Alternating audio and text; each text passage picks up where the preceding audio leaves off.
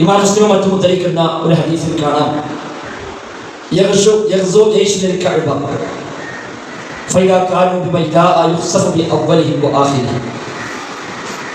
നബികൾ പറഞ്ഞു, ഖിയാമത്തിന്റെ മുന്നോടിയായി സംഭവിക്കാൻ പോകുന്ന ഒരു കാര്യം, യഗ്സു ജയ്ഷുൽ കഅബ, ഒരു സൈന്യം കഅബയോട് യുദ്ധം ചെയ്യാനായി വരും. ഫൈദാ കാനൂ ബിബൈദാ, അങ്ങനെ അവർ ബൈദാ എന്ന സ്ഥലത്തെത്തിക്കഴിഞ്ഞാൽ യുഖ്സഫു ബിഅവ്വലിഹിം വആഖിരിഹിം, അവർ ഒന്നാമൻ മുതൽ അവസാനക്കാരൻ വരെയുള്ള എല്ലാവരും ഒന്നടങ്കം ഭൂമിയിലേക്ക് താഴ്ത്തപ്പെടും എന്നാണ്. ഇത് നബികൾ പറയുമ്പോൾ ആയിഷ റളിയല്ലാഹു അൻഹ ചോദിക്കുന്നു, കൈഫ യുഖ്സഫു ബിഅവ്വലിഹിം വആഖിരിഹിം വഫീഹിം അസ്വാഖുഹും വമൻ ലൈസ ഫീഹിം വമൻ ലൈസ മിൻഹും. നബിയെ, എങ്ങനെയാണ് എല്ലാവരും ഭൂമിയിലേക്ക് താഴ്ത്തപ്പെടുക?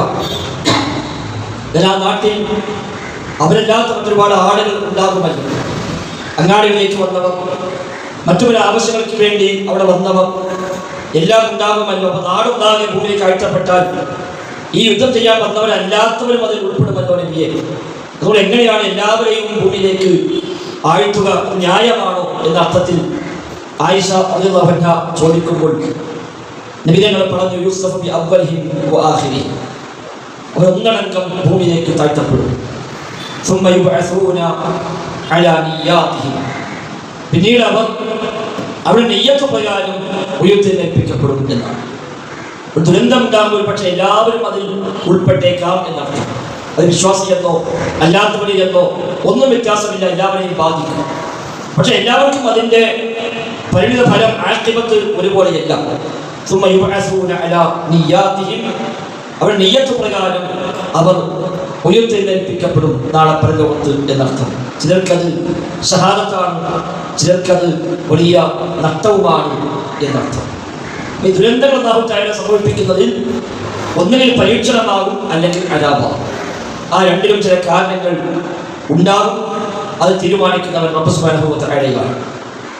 നബി ഇമാം റഹ്മത്തുള്ളാഹി അലൈഹി തന്റെ റിയാദുസ് സ്വാലിഹീനിൽ ഒന്നാമത്തെ അധ്യായത്തിൽ ബാബുൽ ഇഖ്ലാസ് വ ഇഹ്ദാരിൻ നിയ്യ എന്ന ഒന്നാമത്തെ അധ്യായത്തിൽ തന്നെ ഈ ഹദീസ് അദ്ദേഹം നൽകുന്നത് കാണാൻ കഴിയും. യഥാർത്ഥത്തിൽ ഒരു വലിയ ദുരന്തം നമ്മുടെ നാട്ടിലുണ്ടായി. ഇതിനു മുമ്പ് പലപ്പോഴും ദുരന്തങ്ങൾ ഉണ്ടായിട്ടുണ്ട്, ചെറുതും വലുതുമൊക്കെ ആയിട്ടുണ്ട്. സോഷ്യൽ മീഡിയ വ്യാപകമായതുകൊണ്ട് അതിൻ്റെ ഓരോ നിമിഷങ്ങളും നമുക്ക് എല്ലാവർക്കും നിൽക്കുന്നവരെ കാണാനും അറിയാനും സാഹചര്യം ഉണ്ടായി എന്നതാണ് ഇന്നത്തെ ഒരു പ്രത്യേകത. പഴയ കാലത്തിൽ പക്ഷേ അങ്ങനെയൊക്കെ ഉണ്ടായാൽ എല്ലാം അറിയണമെന്നില്ല, അറിഞ്ഞാലും അതിൻ്റെ ആഴം ഒരു പക്ഷേ മനസ്സിലാകണമെന്നില്ല, അതിൻ്റെ എത്രമാത്രം അതുകൊണ്ട് പരിക്കുണ്ടായി എന്നൊക്കെ എല്ലാവർക്കും അറിയാൻ സാധിക്കണമെന്നില്ല. ഇന്നതല്ല, നമ്മുടെ മൊബൈൽ ഫോണിൽ എല്ലാത്തിനെയും കൃത്യമായ ചിത്രമടക്കം അതങ്ങനെ ലൈവായി കണ്ടുകൊണ്ടിരിക്കുന്നത്. പക്ഷെ ആ പ്രദേശത്ത് ചെന്ന് കാണുന്ന ഒരാളെക്കാൾ ഏറെ വ്യക്തമായി വീണ്ടും വീണ്ടും ആവർത്തിച്ച് കാണാനും കേൾക്കാനുമുള്ള സംവിധാനങ്ങൾ ഇന്ന് നമുക്കുണ്ട്. യഥാർത്ഥത്തിൽ ഇത്തരം കാര്യങ്ങളൊക്കെ വിശ്വാസികളിലേക്ക് നമുക്ക് ചില പാഠങ്ങൾ, ചില തിരിച്ചറിവുകൾ നൽകുന്നുണ്ട്. നമ്മളൊക്കെ ഫാത്തിഹ ഓതുമ്പോൾ നമ്മളൊക്കെ പാരായണം ചെയ്തു മാലിക് യൗമിദ്ദീൻ എന്ന ആയത്ത്. പ്രതിഫല നാളിന്റെ ഉടമസ്ഥനായ അല്ലാഹു തആലക്കാണ് എല്ലാ സ്തുതിയും എന്നാണല്ലോ അതിനർത്ഥം. അൽഹംദുലില്ലാഹി റബ്ബിൽ ആലമീൻ അർറഹ്മാനിർ റഹീം മാലിക് യൗമിദ്ദീൻ. റബ്ബുൽ ആലമീനായ റഹ്മാനുർ റഹീമുമായ മാലിക് യൗമിദ്ദീനായ അല്ലാഹുവിനാകുന്നു അൽഹംദ്, സർവസ്തുതി. ഇതാണ് അതിന്റെ ആശയം. അവിടെ തഫ്സീറിൽ ചർച്ച കാണാം. അല്ലാഹു തആല ദുനിയാവിന്റെയും ഉടമയാണല്ലോ, ദുനിയാവിന്റെയും ഉടമ പടച്ചറപ്പാണ്. എന്നിട്ടും എന്താണ് മാലിക് യൗമിദ്ദീൻ എന്ന് പറഞ്ഞത്? പ്രതിഫല നാളിന്റെ ഉടമസ്ഥനാണ്. അപ്പൊ ഈ ദിവസങ്ങളുടെ ഉടമസ്ഥനോ പടച്ചോൻ തന്നെയാണ്. ഇപ്പോഴത്തെ ദിവസങ്ങളുടെയും മാസങ്ങളുടെയും വർഷങ്ങളുടെയും നാളുകളുടെയും എല്ലാം ഉടമസ്ഥൻ അല്ലാഹുവാണ്. എന്നിട്ടും അല്ലാഹു ഖുർആൻ ഇറക്കിയത് മാലിക് യൗമിദ്ദീൻ എന്നാണ്. പ്രതിഫല നാളിന്റെ ഉടമസ്ഥനായ അല്ലാഹ്, ദുനിയാവിന്റെയും ഉടമസ്ഥനാണ് അല്ലാഹ്, ആഖിറത്തിന്റെയും ഉടമസ്ഥനാണ് അല്ലാഹ്. എന്നിട്ടും എന്തുകൊണ്ട് ആഖിറത്തിനെ മാത്രം പരാമർശിച്ചുകൊണ്ട് ഈ ആയത്തിൽ അങ്ങനെ പ്രയോഗിച്ചു? അവിടെ ഖുർആൻ വ്യാഖ്യാതാക്കൾ മുഫസ്സിർ നൽകുന്ന മറുപടി കാണാം. ദുനിയാവിൽ ആ മാലിക് എന്നത് അംഗീകരിക്കുന്നവരുണ്ട്, അംഗീകരിക്കാത്തവരുണ്ട്. എന്നാൽ പരലോകത്ത് അംഗീകരിക്കാത്ത ആരുമില്ല. അവിടെ എല്ലാവർക്കും അത് ബോധ്യപ്പെടും. ഇവിടെ ചിലർക്കത് ബോധ്യപ്പെടും, ചിലർക്കത് ബോധ്യപ്പെടില്ല, ചിലർ ബോധ്യപ്പെട്ടാലും അംഗീകരിക്കുകയുമില്ല. ഒരു തർക്കമില്ലാതെ എല്ലാ സൃഷ്ടികളും സമ്മതിക്കുന്ന കാര്യമാണ് യൗമുദ്ദീനിന്റെ മാലിക് അല്ലാഹുവാണ് എന്ന് അന്ന് സമ്മതിക്കും, ഇന്ന് സമ്മതിക്കുന്നില്ലെങ്കിലും. അതുകൊണ്ടാണ് മാലിക് യൗമുദ്ദീൻ, യൗമുദ്ദീനിന്റെ ഉടമസ്ഥനായ അല്ലാഹ് എന്ന് അവിടെ പ്രയോഗിച്ചത് എന്ന് ഖുർആൻ വ്യാഖ്യാതാക്കൾ, മുഫസ്സിറുകൾ, തഫ്സീറുകളൊക്കെ രേഖപ്പെടുത്തി വെച്ചതായി കാണാൻ കഴിയുന്നു. യഥാർത്ഥത്തിൽ ആ ഒരു മുൽക്കിയത്തിൽ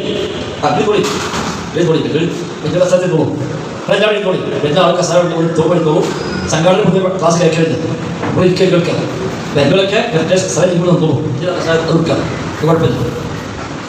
അപ്പൊ എല്ലാവർക്കും ബോധ്യപ്പെടുന്നതാണ് അല്ലാഹു തആല മാലിക്കാണ്, യൗമുദ്ദീനിന്റെ ഉടമസ്ഥനാണ് അല്ലാഹ് എന്നത് അവിടെ ബോധ്യപ്പെടും. ദുനിയാവിൽ അംഗീകരിക്കുന്നവരുണ്ട്, നിഷേധിക്കുന്നവരുണ്ട്. ആര് അംഗീകരിച്ചാലും ആര് നിഷേധിച്ചാലും യഥാർത്ഥത്തിൽ ഈ ലോകത്തിന്റെയും ഉടമസ്ഥൻ അല്ലാഹു തആല തന്നെയാണ്. അത് റബ്ബ് സുബ്ഹാനഹു വ തആല തന്റെ സൃഷ്ടികളെ ബോധ്യപ്പെടുത്താനായി വ്യത്യസ്തമായ സന്ദർഭങ്ങളെ, സാഹചര്യങ്ങളെ, സംഭവങ്ങളെ അല്ലാഹു തആല ഈ ദുനിയാവിൽ കാണിച്ചുകൊണ്ടിരിക്കും. റബ്ബിന്റെ ഖുദ്റത്ത് ബോധ്യപ്പെടുത്താൻ, മനുഷ്യന്റെ ദുർബലത ബോധ്യപ്പെടുത്താൻ. അല്ലാഹു പറഞ്ഞല്ലോ, ഖുലിഖൽ ഇൻസാനു ളഈഫ. മനുഷ്യൻ സൃഷ്ടിക്കപ്പെട്ടത് ദുർബലാവസ്ഥയിലാണ്, ളഈഫായി കൊണ്ടാണ് എന്നാണ്. ഏറ്റവും ളഈഫായ ജീവി ഒരർത്ഥത്തിൽ മനുഷ്യരാണ്. ഏറ്റവും ദുർബലനായ ജീവി മനുഷ്യരാണ്. തന്നെക്കാൾ എത്രയോ ചെറിയ ജീവികളെ പോലും പേടിച്ചും അതിലൊക്കെ പ്രയാസങ്ങളെ അനുഭവിച്ചുകൊണ്ടുമാണ് ഒരു മനുഷ്യരാത്രം ജീവിക്കാൻ കഴിയുന്നത്. തന്നെക്കാൾ വലിയവരെ ഏതായാലും പേടിക്കും. എന്നാൽ ചെറിയവരെ പോലും സുബഹിക്ക് പള്ളിയിൽ നടന്നു പോണ മനുഷ്യന്മാരെ കാണാം, ഒരു ടോർച്ചുണ്ടാവും, ഒരു വടിയുണ്ടാവും കയ്യിൽ. എന്തിനാ വടി? നായ്ക്കളുണ്ടാവുന്ന ഏതെങ്കിലും നായ പുറത്തിറക്കുമ്പോ മനുഷ്യരുണ്ടാവുന്ന പിടിച്ചിട്ട് വടിയിൽ കൈ പിടിക്കലുണ്ട്? ഇല്ലല്ലോ. നമ്മളെക്കാൾ എത്രയോ ചെറിയതാണ് വലിപ്പം കൊണ്ട് നായ. പക്ഷെ എന്നാലും ആ നായയെ പേടിച്ചുകൊണ്ടാണ് നമുക്ക് പോകാൻ പറ്റുന്നത്. അപ്പൊ കയ്യിൽ വല്ലതും ഇല്ലെങ്കിൽ നമുക്ക് നിലനിൽപ്പില്ല. ഒരു വടിയെങ്കിലും കയ്യിലുണ്ടെങ്കിൽ, ഒരു കല്ലെങ്കിലും കിട്ടിയെങ്കിൽ നമുക്ക് പ്രതിരോധിച്ച് നോക്കാനെങ്കിലും പറ്റുകയുള്ളൂ. ആ വടിയും യേശുവില്ലാതെ കണ്ടാലോ നമ്മൾ കഴിയും ചെയ്യും.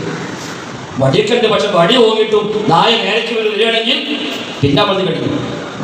ഇനി വേണ്ട പൂച്ച മര്യാദക്ക് നമ്മളെ നേരക്ക് ചാടാ ഓങ്ങിയാൽ അപ്പോഴേക്കും ഒക്കെ ബേജാറാണ്. ഒരു കോഴി മത്താൻ ഒഴുങ്ങിയാൽ അവിടെയും ബേജാറാണ്. അതാണ് മനുഷ്യൻ. ഒന്നും വേണ്ട. ചില മനുഷ്യന്മാർ പറയും എന്നാൽ രാത്രി തീരെ ഉറങ്ങാൻ പറ്റില്ല. അപ്പൊ എന്തേക്കുമ്പോ ഒന്നല്ല, ഒരു 2-3 കൊതുക് പിന്നാലെ ഉറങ്ങാൻ നോക്കുമ്പോൾ 2 കൊതുക് അതിങ്ങനെ കൂടിപ്പാടി പിന്നാലെ കൂടിയിട്ട് ഇന്നലെ ഉറക്കം ശരിയായി. നമ്മളെ എത്രയോ നിസ്സാരമാണ് ഒരു കൊതുക്. ആ കൊതുക് മതി നമ്മളെ ഉറക്കം കളയാം. ശരീരത്തിലെ ഏതെങ്കിലും ഭാഗത്ത് എവിടെങ്കിലും ഒരു ചെറിയ മുള്ള് കുത്തിയാൽ മതി, നമുക്കതുകൂടി പ്രയാസമായി, പനിയായി, ക്ഷീണമായി. 4 ദിവസം ഓഫീസുകൾ ലീവ്. എൻ്റെ ഒരു മുള്ളുത്തില കാലിൻ്റെ ഏതോ ചെറിയൊരു പോയിന്റിൽ ഒരു മുള്ളു കുത്തുമ്പോഴേക്ക് മനുഷ്യൻ്റെ എല്ലാം അവസാനിക്കും. മനുഷ്യൻ സൃഷ്ടിക്കപ്പെട്ടിരിക്കുന്നത് ദുർബലനായിക്കൊണ്ടാകുന്നു എന്ന ഖുർആനിക വചനം അത് മറക്കുമ്പോൾ അല്ലാഹു തആല ഓർമ്മയാക്കാൻ ചില പണികളൊക്കെ പടച്ചറപ്പ് കൊണ്ടുവരും. ലോകത്ത് വന്ന ചില സമുദായങ്ങളെ അല്ലാഹു തആല നശിപ്പിച്ചിട്ടുണ്ട്. നൂഹ് നബിയുടെ സമുദായം മുതൽ ആദ് സമൂഹം, സമൂദ് ഗോത്രം, ശുഐബ് നബിയുടെ സമൂഹം, ലൂത്ത് നബിയുടെ സമൂഹം തുടങ്ങി വ്യത്യസ്തങ്ങളായ സമൂഹങ്ങളെ അല്ലാഹു തആല നശിപ്പിച്ചു. ആ നശിപ്പിച്ചതൊക്കെ യഥാർത്ഥത്തിൽ വളരെ ചെറിയ നിമിഷങ്ങൾ കൊണ്ടായിരുന്നുവല്ലോ. സൂറത്ത് യാസീനിൽ ഒരു നാട്ടുകാരുടെ കഥ പറയുന്നുണ്ട്. എന്ന് പറഞ്ഞുകൊണ്ട് ആ ഗ്രാമീണരുടെ കഥ നബിയെ താങ്കൾ പറഞ്ഞു കൊടുക്കുക അവർക്ക്. മക്കിയായ സൂറത്താണ് സൂറത്ത് യാസീൻ. നബിതങ്ങൾ മക്കയിൽ ദഅവത്ത് ആരംഭിച്ച കാലഘട്ടങ്ങളിൽ പ്രവാചകർക്കെതിരെ ശക്തമായ പീഡനങ്ങളും അതിശക്തമായ മർദ്ദനങ്ങളും അഴിച്ചുവിടുകയും എല്ലാവർക്കും പ്രയാസപ്പെടുത്തുകയും നബിയും സഹാബത്തുമൊക്കെ വല്ലാതെ വിഷമിക്കുകയും മുസ്ലിങ്ങൾ വല്ലാതെ അവിടെ എല്ലാ അഹങ്കാരങ്ങൾക്കും ചില സമയത്താണ് യാസീൻ സൂറത്ത് ഇറങ്ങുന്നത്. നബിക്കൊരു സമാധാനമായിരുന്നു യാസീൻ സൂറത്ത്, മുസ്ലിങ്ങൾക്ക് താക്കീതായിരുന്നു യാസീൻ സൂറത്ത്. അവിടെയാണ് എന്താ പറഞ്ഞത്, നബി അവർക്ക് നിങ്ങൾ ഉദാഹരണം പറഞ്ഞു കൊടുക്കൂ. അസ്ഹാബൽ ഖറിയ, ആ നാട്ടുകാർ, ഒരു ഗ്രാമത്തിന്റെ ആളുകളുടെ ഉപമനബിയെ നിങ്ങൾ ആ നാട്ടുകാർക്ക് പറഞ്ഞു കൊടുക്കുക. ഇവരൊക്കെ ഇങ്ങനെ നബിയെ വിമർശിക്കാനും ആക്ഷേപിക്കാനും ആക്രമിക്കാനും ഒക്കെ തുനിയുന്നുവെങ്കിൽ ഇതിനേക്കാളും വലിയ ശക്തിയുള്ള ആളുകളൊക്കെ മുമ്പ് പ്രവാചകന്മാർക്കെതിരെ ഇറങ്ങിയിട്ടുണ്ട് എന്ന് മാത്രമല്ല ഇത് അർസൽനാ ഇലൈഹിം ഉസ്നൈനി ഫകദ്ദബൂഹുമാ ഫഅസ്സസ്നാഹുമാ ബിസാലിസ്. രണ്ട് നബിമാരെ പറഞ്ഞയച്ചു. ആ രണ്ട് പ്രവാചകന്മാരെ കളവാക്കി മൂന്നാമനെയും അയച്ചു ശക്തിപ്പെടുത്താൻ വേണ്ടി. 3 അമ്പിയാക്കൾ, 3 പ്രവാചകന്മാർ ഒരു നാട്ടിലേക്ക് ഒന്നിച്ചു വന്നിട്ട് ആ നാട്ടുകാർ സ്വീകരിച്ചിട്ടില്ല. അത്തരം നാടും കഴിഞ്ഞു പോയിട്ടുണ്ട് നബിയെ, ആ കഥയെന്ന് പറഞ്ഞു കൊടുക്കും. 3 നബിമാരും വന്നു. നാലാമനായി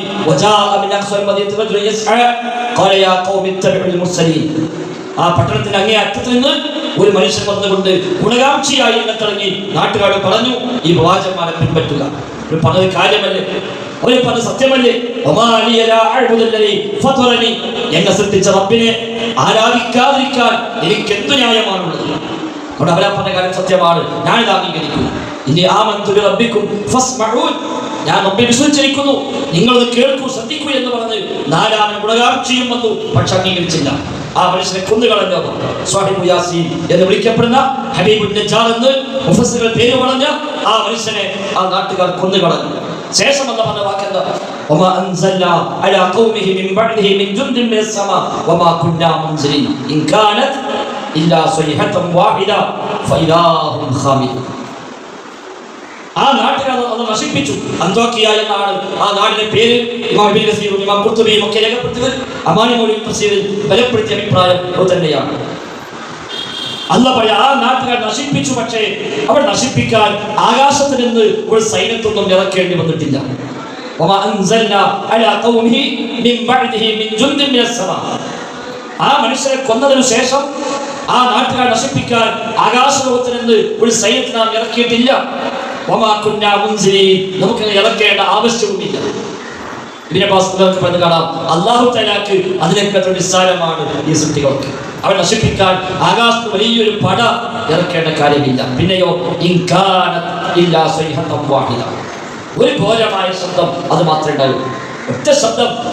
ജിബ്രീൽ സ്വല്ലല്ലാഹു അലൈഹി വസല്ലമിന്റെ ഒരു ഗർജനമാണ് ആ ശബ്ദം എന്നാണ് തഫ്സീറിലൊക്കെ രേഖപ്പെടുത്തി കാണുന്നത്. അല്ലാഹു പറയുന്നു, ആകാശത്ത് ഒന്നാകെ വലിയ സൈന്യം മലക്കുകളെ ഇറക്കിയില്ല. പിന്നെയോ ഒറ്റ മലക്ക് ജിബ്രീൽ സ്വല്ലല്ലാഹു അലൈഹി വസല്ലം, ആ ജിബ്രീലിന്റെ ഒരു ഘോരമായ ശബ്ദം മാത്രം. ഫഇലാഹും ഖാമിദൂൻ, അപ്പോഴേക്കും അതാ അവരെല്ലാം കെട്ടടങ്ങിയിരിക്കുന്നു.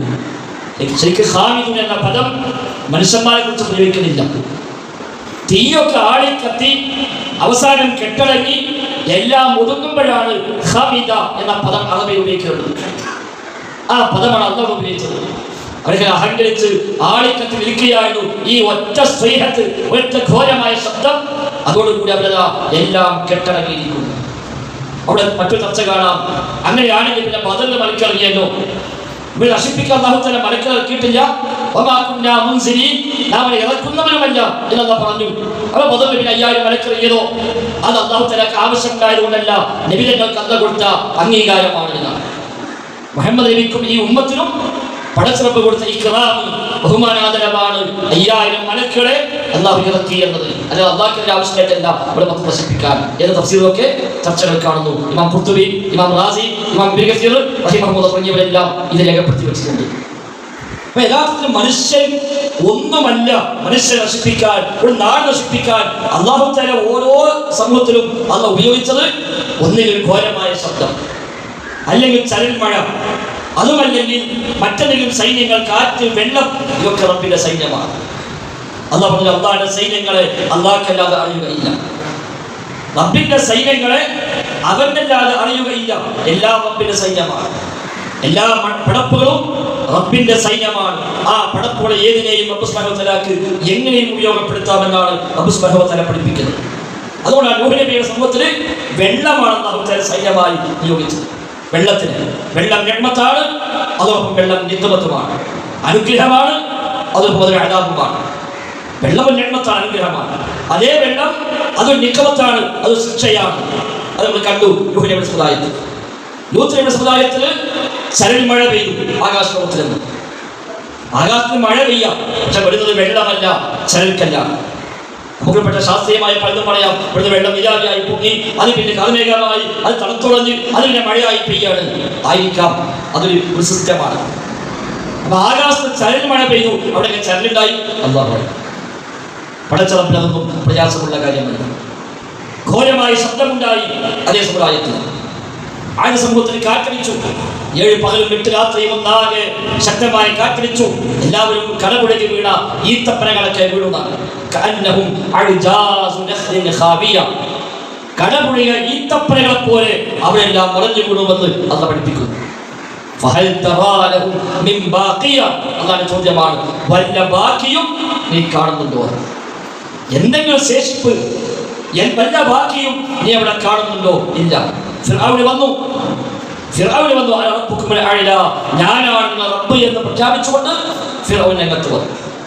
ഞാനാ റബ്ബ്, ഏറ്റവും വലിയ റബ്ബ് ഞാനാകുന്നു, ഈ അരുവികളെല്ലാം എന്റെ കീഴിലാകുന്നു എന്നാണ്. എല്ലാ അരുവികളും ഒഴുകുന്നത് എന്റെ കീഴിലാണ് എന്ന് അഹങ്കരിച്ചുകൊണ്ട് വന്ന ഫിർഔൻ, ആ ഫിർഔനിനെ അത്തരം ഒരു അരുവിയിൽ നദിയിൽ അല്ലാഹു തആല മുക്കി നശിപ്പിച്ചു കളഞ്ഞു.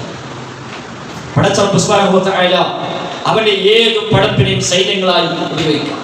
ഇസ്രായേലിന്, ബനൂ ഇസ്രായേലിന് മൂസാ നബിയുടെ കാലത്ത് അല്ലാഹു തആല ദൃഷ്ടാന്തങ്ങൾ നൽകി പാഠം പഠിപ്പിക്കാൻ ഖുർആൻ എടുത്തു പറഞ്ഞത് 9 ദൃഷ്ടാന്തങ്ങൾ. അതിൽ കൊതുകും തവളയും എല്ലാം പറഞ്ഞിട്ടുണ്ട്.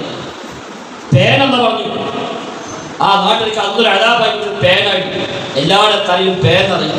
ഒന്നാകെ പേനിന് ഉതിർന്ന് വീഴ. ഇതിലും വലിയ അടുക്കാതെ പറഞ്ഞു എന്താ പേനത്ത് വെച്ചുണ്ടല്ലേ.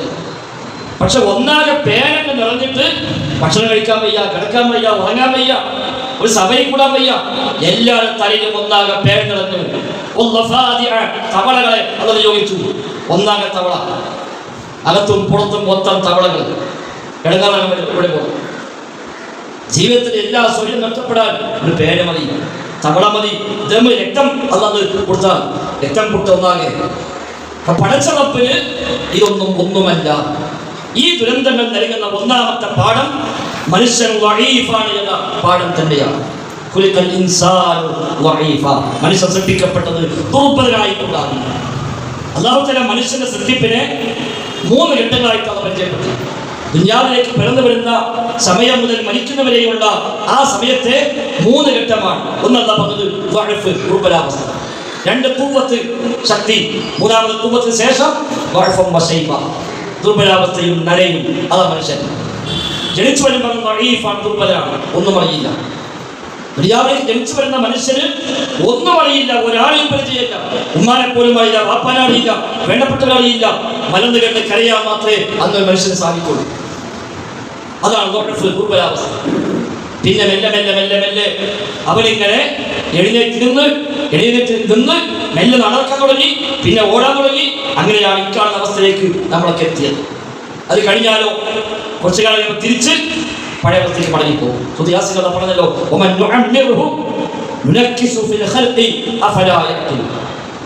ആർക്കെങ്കിലും നാം ദീർഘായുസ് നൽകിയാൽ അവരുടെ സൃഷ്ടിപ്പ് നാം തിരിച്ചു കൊണ്ടുവരുന്ന എന്ന് പറഞ്ഞാൽ കീക്കാൻ തൂക്കാക്കാതെ ശരിക്കും തലകുത്തലാക്കാൻ, അതാണ് നെക്കസ. സൃഷ്ടിപ്പ് നാം തിരികെ കൊണ്ടുവരും. എങ്ങനെയാണോ കയറി വന്ന് ഈ ലെവലിലേക്ക് എത്തിയത് അതേ പടികൾ താഴോട്ട് തിരിച്ചിറങ്ങും. ജനിച്ചു വന്നപ്പോൾ വലത് കിടക്കാൻ മാത്രമേ പറ്റുള്ളൂ. കിടന്നോർത്ത് മൂത്രയിക്കുക, കിടന്നോർത്ത് കാട്ടിക്കുക, അവിടെ കിടന്ന് ഭക്ഷണം വായിക്ക് വെച്ചുക, അപ്പൊ കഴിക്കുക. ഇതായിരുന്നു ജനിച്ചു വന്ന ആദ്യ നാളുകളിൽ നമ്മുടെ അവസ്ഥ. തെളിഞ്ഞെടുക്കാൻ പറ്റില്ല, കൗലെടുക്കാൻ പറ്റില്ല, ആ കിടന്ന കിടക്കുക വളർന്നില്ല, കരയാൻ മാത്രം കഴിയും. പിന്നെയാണ് മെല്ലെ മെല്ലെ മെല്ലെ നമ്മളിങ്ങനെ എണീറ്റ് ഇരുന്ന് മുട്ടുകുത്തി നിൽക്കാൻ തുടങ്ങി, ഓരോ അടി വെച്ച് നടക്കാൻ തുടങ്ങി. പിന്നെ പിടിച്ചടന്നു, പിടിക്കാൻ നടന്നു, പിന്നെ ഓടി, അങ്ങനെ പിന്നെ വളർന്നു. ഇപ്പൊ നമുക്ക് എവിടെയും പോകാം, എവിടെയും സഞ്ചരിക്കാൻ നമുക്ക് നല്ല ശക്തിയുണ്ട്, ആരോഗ്യമുണ്ട്. കുറച്ചു കാലം കഴിയുമ്പോൾ അതിങ്ങനെ വീണ്ടും റിവൈസ് എടുക്കും. 40 വയസ്സായി ഞാൻ മനുഷ്യനെ കണ്ണ് ഒന്ന് ഡൗൺ ആവുന്നതാണ്. 40 വയസ്സ് കഴിയുമ്പോൾ മനുഷ്യന്റെ കണ്ണ് ഒന്നിന് ഡൗൺ ആവും, ഒരു സ്റ്റെപ്പ്. പിന്നെ പിന്നെ തുടങ്ങും ഓരോന്നും ഡൗൺ ആകും.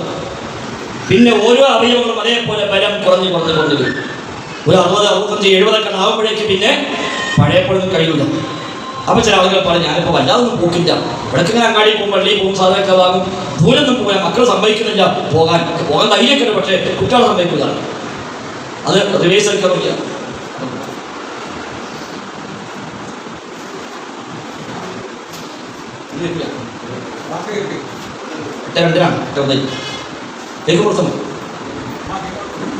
അപ്പോ റിവേഴ്സ് അടിക്കാൻ തുടങ്ങി. കുറച്ചുകൂടെ മുന്നോട്ട് പോകുമ്പോൾ പിന്നെ അതും ദേശം കുറയും. പിന്നെ വീട്ടിലും പരിസരത്തൊക്കെ പോകും, അതിന് അപ്പുറത്തേക്ക് പോകുക.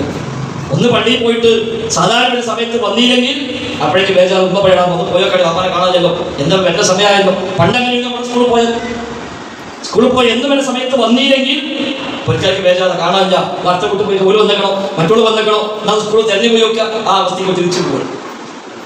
ആ വൃത്തം ചുരുങ്ങി വന്ന് പിന്നെ അവിടെ പറമ്പിലേക്ക് ഒതുങ്ങും, പിന്നെ വീട്ടിലേക്ക് ഒതുങ്ങും, പിന്നെ അവിടെ ബെഡ്റൂമിലേക്ക് ഒതുങ്ങും, പിന്നെ വീട്ടിലേക്ക് ഒതുങ്ങും. പിന്നെ അവിടെ തിരിഞ്ഞു വന്ന് കിടക്കാൻ പോലും കഴിയാതെ ആ വീട്ടിൽ തന്നെ കിടപ്പ്, അവിടെ തന്നെ മൂത്രയിക്കല്, അവിടെ തന്നെ കാട്ടിക്കല്, ഭക്ഷണം വായിക്കൊണ്ട് തരുന്നു, കൂടെയുള്ള സ്വന്തം ഭാര്യയെ പോലും മക്കളെ പോലും തിരിച്ചറിയാത്ത അവസ്ഥയിലേക്ക് എത്തുന്നു.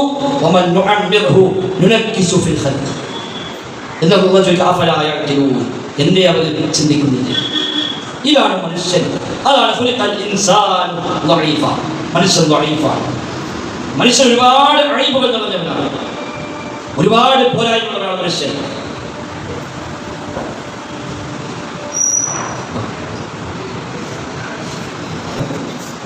അപ്പൊ ഏതായാലും പറഞ്ഞു വന്നത് മനുഷ്യൻ ദഈഫാണ്. അവൻ എല്ലാ അർത്ഥത്തിലും ദഈഫാണ്. മനുഷ്യന് കാഴ്ചയുണ്ട്, ആ കാഴ്ച ദഈഫാണ്. കേൾവിയുണ്ട്, ആ കേൾവി ദഈഫാണ്. അവന് കയ്യും കാലുമുണ്ട്, അത് ദഈഫാണ്.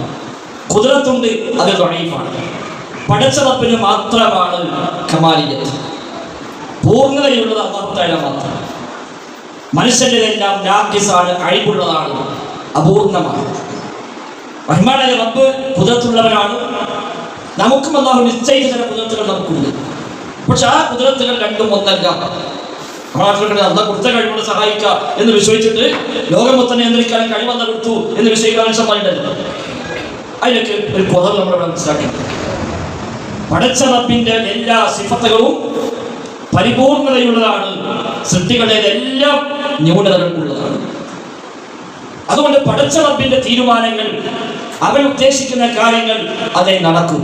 മാഷാ അല്ലാഹു കാൻ വമാ ലം യശഅ ലം യകുൻ. അല്ലാഹു ഉദ്ദേശിച്ചത് ഉണ്ടാവും, ഉദ്ദേശിക്കാത്തതുണ്ടാവുകയില്ല. ലാ ഹൗല വലാ ഖുവത ഇല്ലാ ബില്ലാഹ്. അല്ലാഹുവിനെ കൊണ്ടല്ലാതെ യാതൊരു കഴിവുമില്ല, ഒരു ശക്തിയുമില്ല, ഒന്നിനും സാധ്യമല്ല. പടച്ച റബ്ബിന് പുറമെയുള്ള എല്ലാവരും കൂടെ ഒരുമിച്ച് കൂടിയാലും ശരി ഒന്നും ചെയ്യാൻ കഴിയില്ല. പടച്ച റബ്ബ് അല്ലാഹു അല്ലാത്തവരെ വിളിച്ചു പ്രാർത്ഥിക്കുന്ന ആളുകൾക്ക് ഉദാഹരണമായി എന്താ പറയാണ്? നിങ്ങൾക്ക് ആ ഉദാഹരണം പറയുന്നു, ഉദാഹരണം പറയുന്നു, ശ്രദ്ധിച്ചു കേൾക്കുകയും എന്ന് പറഞ്ഞുകൊണ്ട് ആയത്ത് ആരംഭിക്കുന്നു. അല്ലാഹുവിന് പുറമെ ആരോടൊക്കെ തേടിയാലും ശരി അവരെല്ലാവരും കൂടെ ഒരുമിച്ച് കൂടിയാലും ഒരു ഈച്ചയെ പോലും പടക്കാൻ കഴിയുകയില്ല. ഒരു ഈച്ചയെ പോലും സൃഷ്ടിക്കുകയില്ല. അവരെല്ലാവരും കൂടെ ഒരുമിച്ച് കൂടിയാലും ശരി പടച്ച റബ്ബല്ലാത്ത മുഴുവൻ പടപ്പുകളും സംഗമിച്ചാലും ഒരു ഈച്ചയെ പോലും സൃഷ്ടിക്കാൻ അവർക്കൊന്നും സാധ്യമല്ല എന്ന് മനസ്സിലാക്കിക്കൊള്ളുക എന്നാണ് അല്ലാഹു തആല പഠിപ്പിക്കുന്നത്. ആ പാഠമാണ് തൗഹീദിന്റെ പാഠമാണ് നമുക്കൊന്നാമത്തെ പാഠം. പടച്ച റബ്ബിന് പങ്കുകാരാണ് എന്ന് ആരെ കുറിച്ചെല്ലാം വിശ്വസിക്കുന്നുവോ ഇല്ല, പങ്കുകാരാവുകയില്ല. അല്ലാഹുവിന് പങ്കില്ല. വഹ്ദഹു ലാ ശരീക ലഹു. അല്ലാഹു ഏകനാണ്, അവന് പങ്കുകാരില്ല. പടച്ചവനെ തുല്യപ്പെടുത്താൻ പലരും ശ്രമിച്ചുകൊണ്ടിരിക്കുന്നു. അല്ലാഹു കാണും പോലെ കാണും, അല്ലാഹു കേൾക്കും പോലെ കേൾക്കും, അല്ലാഹു അറിയും പോലെ അറിയും എന്നൊക്കെ പലരെയും കുറിച്ച് എഴുതുകയും പറയുകയും പ്രസംഗിക്കുകയും ചെയ്തുകൊണ്ടേയിരിക്കും. ഞാൻ ഇന്നലെ ഒരു പ്രസംഗത്തിന്റെ ഭാഗമായിട്ട് ഒരു സുന്നി ഉസ്താദിന്റെ അതേപോലെ CM മടവൂര് അദ്ദേഹത്തിനൊക്കെ ഒരാൾ പോയിട്ട് സുഖമില്ലാതെ പറഞ്ഞാൽ അല്ലാഹുവേ നീ ശിഫയാക്കണേ എന്ന് പറയാറില്ല. അത് പറഞ്ഞൊരു കാലം ഉണ്ടായിരുന്നു ആദ്യകാലത്ത്. അന്ന് ദറജ അത്രേ ഉള്ളൂ. ദറജ കുറഞ്ഞ കാലത്ത് അദ്ദേഹം പറഞ്ഞു അല്ലാഹു ശിഫയാക്കട്ടെ. പിന്നെ അവർക്ക് കയറി ദറജ കൂടിയപ്പോ പിന്നെ അല്ലാഹു ശിഫയാക്കട്ടെ എന്ന് ദോൽക്കലില്ല, ഞാൻ ശിഫയാക്കി എന്ന് പറയലാണ്. ആദ്യകാലത്ത് പറഞ്ഞു ഇത് പറഞ്ഞു ശിഫയാക്കട്ടെ, ദോൽക്കാൻ ദോൽക്കും, പിന്നെ അതൊന്നുമില്ല. പിന്നെ പണിയെന്താ, ഞാൻ ശിഫയാക്കി. അതേപോലെ അതെന്താ വെച്ചാൽ നമുക്ക് പറയാം, നമ്മുടെ ഏറ്റവും അടുത്ത രണ്ടാളുകൾ അവരൊരാൾക്ക് കച്ചവടം പോലെ കടയിൽ പോയിട്ട് അത് അടുക്കട്ടെ എന്ന് ചോദിക്കോ, അത് ചോദിക്കുമ്പോൾ വിഷമല്ലേ, എന്താ എന്നോട് ചോദിക്കുക, അതിൻ്റെ അടുത്തൂടെ ഇത് രണ്ട് തന്നെ മുതൽ ഇതെന്താ ചോദിക്കണേ, ആ ചോദിച്ചത് വിഷമാണല്ലോ, അത്രയും അടുപ്പമാണ് എന്ന പോലെ പഠിച്ചോടെ ചോദിച്ചാൽ തന്നെ മോശത്തല അവർക്ക് അവിടെ ഓരോ കൊടുക്കലാണ്. ആ ലെവലിലേക്ക് പങ്കുകാരെ ശരീക്കുമാരെ സ്ഥാപിക്കാൻ ശ്രമിക്കുമ്പോൾ യഥാർത്ഥത്തിൽ അതൊന്നും ഇല്ല എന്ന് മനുഷ്യനെ ബോധ്യപ്പെടുത്തുന്നു. മനുഷ്യൻ ദഈഫാണ്, ദുർബലനാണ്. അല്ലാഹു മാത്രമാണ് ഖുദ്റത്തുള്ളവൻ. അല്ലാഹുവാണ് ഖാദിർ, അവനാണ് ഖദീർ, അവനാണ് മുഖ്തദിർ, അവനാണ് ഖുദ്റത്ത് കഴിവുള്ളവൻ. അല്ലാഹു തആലയാണ്. നമ്മളെ കുതിർത്തൊക്കെ പറഞ്ഞാൽ വളരെ വളരെ പരിമിതമാണ്. പടച്ചറപ്പിൻ്റെത് പണ്ടേ ഉള്ള കുതിർത്താണ്, എന്നുമുള്ള കുതിർത്ത്. അല്ലാഹ് അവ്വലാണ്, അല്ലാഹ് ആഖിറാണ്. അവന്റെ എല്ലാ സിഫത്തുകളും അവ്വലാണ്, എല്ലാം ആഖിറാണ്. അഹ്ലുസുന്നയുടെ അഖീദ പ്രകാരം റബ്ബിന്റെ സിഫത്തുകൾ മുഴുവനും അസലിയാണ്, അബദിയാണ് എന്നാണ്. അല്ലാഹുവിന്റെ എല്ലാ സിഫത്തും അസലിയാണ്, അബദിയാണ് എന്ന് പറഞ്ഞാൽ അവന്റെ എല്ലാ വിശേഷണങ്ങളും പണ്ടേ ഉള്ളതാണ്, അത് എന്നെന്നും നിലനിൽക്കുന്നതാണ്. മനുഷ്യന്റെ മുമ്പേ ഉള്ളതല്ല. മനുഷ്യന്റെ കുതിരത്ത് ദഅഫായ അവസ്ഥയിൽ വന്നു, അന്ന് കുതിരത്തില്ല. പിന്നെ അല്ലാഹു ഖുവ്വത്ത് നിശ്ചയിച്ചവന് പിന്നീട് ആ ഖുവ്വത്തിന് ശേഷം വീണ്ടും അവന് ദഅഫം വശൈബ, ദുർബലാവസ്ഥയും നരയും അല്ലാഹു തആല നിശ്ചയിച്ചു കൊടുത്തു. അതാ മനുഷ്യന്റെ കുതിരത്തിന്റെ പരിമിതി. മനുഷ്യന്റെ കണ്ണിന് ലിമിറ്റുണ്ട്, മാക്സിമം ലിമിറ്റുണ്ട്, മിനിമം ലിമിറ്റുണ്ട്. കണ്ണിന് ടോർച്ചടിച്ചാൽ നമ്മുടെ കണ്ണടക്കും, താങ്ങാൻ കഴിയില്ല. ഇരുട്ട് മൂടിയാൽ കാണൂല, അത് നമ്മളെ പോരായ്മയാണ്. പടച്ചറപ്പിന്റെ പോരായ്മകളില്ല. അല്ലാഹ് കാമിലാണ്. അല്ലാഹുവിന് മുമ്പേ ഉള്ളതാണ്, നമ്മൾ ജനിച്ചപ്പേ ഉള്ളതല്ല നമ്മുടെ കുതിരത്തിൽ. അത് പിന്നുണ്ടായതാണ്. അത് കുറച്ച് കഴിഞ്ഞാൽ ഇല്ലാതാവും. ഒരു ചെറിയ തടസ്സം വന്നാൽ, കണ്ണിന് പരിക്ക് പറ്റിയാൽ ആ കാഴ്ച പോകും. കൈയൊന്ന് ഒടിഞ്ഞാൽ അതിന് പവർ പോകും. അതാ മനുഷ്യന്റെ സൃഷ്ടികളുടെ എല്ലാം ഔസാഫ് വിശേഷങ്ങൾ. ഈ ദുരന്തങ്ങൾ മനുഷ്യനെ ആ പാഠം പഠിപ്പിക്കുന്നു. മനുഷ്യ, നീ ഒന്നുമല്ല, അഹങ്കരിക്കാൻ വകയില്ല. അല്ലാഹുവിന്റെ പേരാണ് മുതകബ്ബിർ. വലഹുൽ കിബ്രിയാ, അവനാണ് കിബ്രിയാ ഉള്ളത്. കിബ്രിയാ വലിപ്പത്തരം. അല്ലാഹുവാണ് അക്ബർ, അല്ലാഹുവാണ് കബീർ. അവനാണ് കിബ്രിയാ, അവനാണ് വലിപ്പത്തരമുള്ളത്. മനുഷ്യൻ അഹങ്കരിക്കാൻ വകയില്ല. അതുകൊണ്ടാണല്ലോ ലെവലേഷൻ കിബറുണ്ടെങ്കിൽ സ്വർഗത്ത് പോയാൽ. കിബറിന് മനുഷ്യന് വകുപ്പില്ല. അഹങ്കരിക്കാൻ വകയില്ല. വിനയപ്പെടാനേ മനുഷ്യന് പറ്റും. മനുഷ്യന്റെ കൈവശം അവന്റേതായി ഒന്നുമില്ല. അല്ലാഹു തആല പറഞ്ഞു, മനുഷ്യന്റെ ഉദ്ദേശം വരും ആയുസ്സിലും അഹങ്കാരിയാവാൻ തന്നെയാണ്.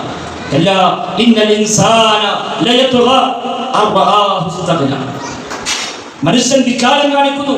കാരണം എന്താ? അവിടെ തോന്നുന്നു, എനിക്ക് ഞാൻ തന്നെ മതി.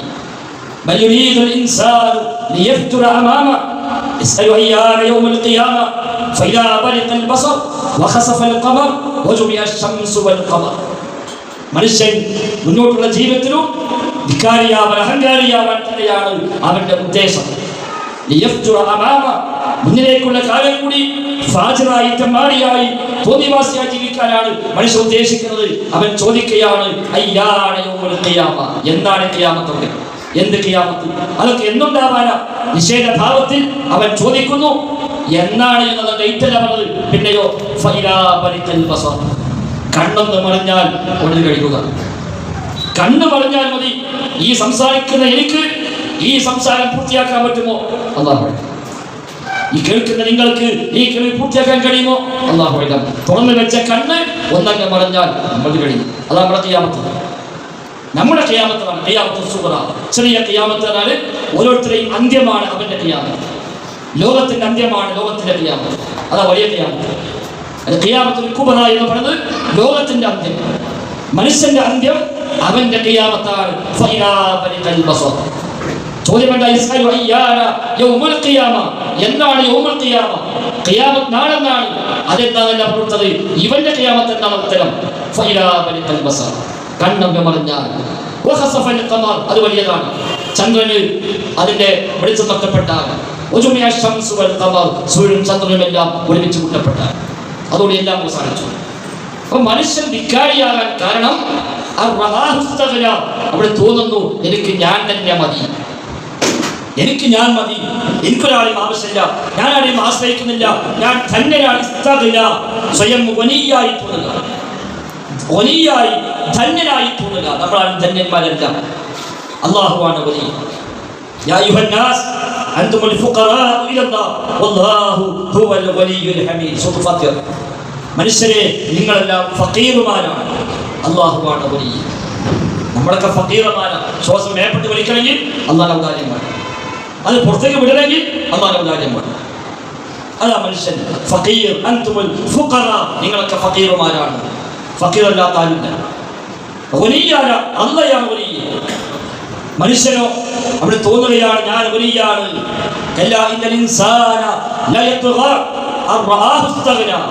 മനുഷ്യൻ തോന്നുന്നു ഞാൻ വലിയാണ്, സ്വയം ധന്യനാണ്. ആ തോന്നലുണ്ടാകുമ്പോൾ ഇക്കാര്യം ആവശ്യമില്ല, ഞാൻ ആരും ആശ്രയിക്കുന്നില്ല എന്ന് തോന്നിക്കഴിഞ്ഞാൽ ഇക്കാര്യമായി മാറും. നേരെ മറിച്ച് ഉടുത്ത വസ്ത്രം പോലും എന്റേതല്ല, കഴിച്ച ഭക്ഷണം എന്റേതല്ല, കുടിക്കുന്ന വെള്ളം എന്റേതല്ല, ശ്വസിക്കുന്ന വായു എന്റേതല്ല, നടക്കുന്ന കാലിൻ്റെതല്ല, പിടിക്കുന്ന കൈ എന്റേതല്ല എന്ന് മനസ്സിലായാലോ പിന്നെ അഹങ്കരിക്കാം. നമ്മളായിട്ട് സാധനം മിസ്കീം ആപസാക്കി വിചാരിക്കാം. സ്ഥലം നമ്മൾ കൊടുത്തു, വീട് നമ്മൾ കൊടുത്തു, ഓരോ ചെലവ് നമ്മൾ കൊടുക്കുന്നു, ഓരോ വസ്ത്രം നമ്മൾ വാങ്ങിക്കൊടുത്തതാണ്, അവന്റെ എല്ലാം നാട്ടുകാർ പിരിവിട്ട് കൊടുത്തതാണ്. നിങ്ങൾ ആ നാട്ടുകാരെ മുമ്പ് ഒരു അഹങ്കരിക്കും. ലേശം കിബിറ് കാണിച്ച നമ്മളെന്താവും, എന്താ പോലെ വർത്താനം, ഓരോ പേരെ വരെ നമ്മൾ ഉണ്ടാക്കി കൊടുത്തത്, ഓരോ തുണികുപ്പായ നമ്മൾ വാങ്ങിക്കഴിഞ്ഞാൽ സെക്രട്ടറി പറ്റി പാസ്സാക്കി കൊടുത്തതാ, ഓരോ പരി ചോറുന്നത് ഇവിടെ പള്ളിക്കപ്പറ്റി പൈസ കൊടുത്തിട്ടാണ്. പക്ഷെ അവന് വർത്തനം കണ്ടില്ലേ പറയും. അതാ പറഞ്ഞത്, മനുഷ്യൻ ധിക്കാരം കാണിക്കുന്നു, ഓരോ തോന്നല് ഓൻ സ്വയം ധന്യനാണ് എന്നാണ്. അടുത്ത വാക്കല്ല, അങ്ങനെയാണ് വിചാരിക്കേണ്ട, മടങ്ങി പോകാനുള്ള റബ്ബിലേക്കാണ്. പടച്ച റബ്ബ് തന്നതാണെല്ലാം.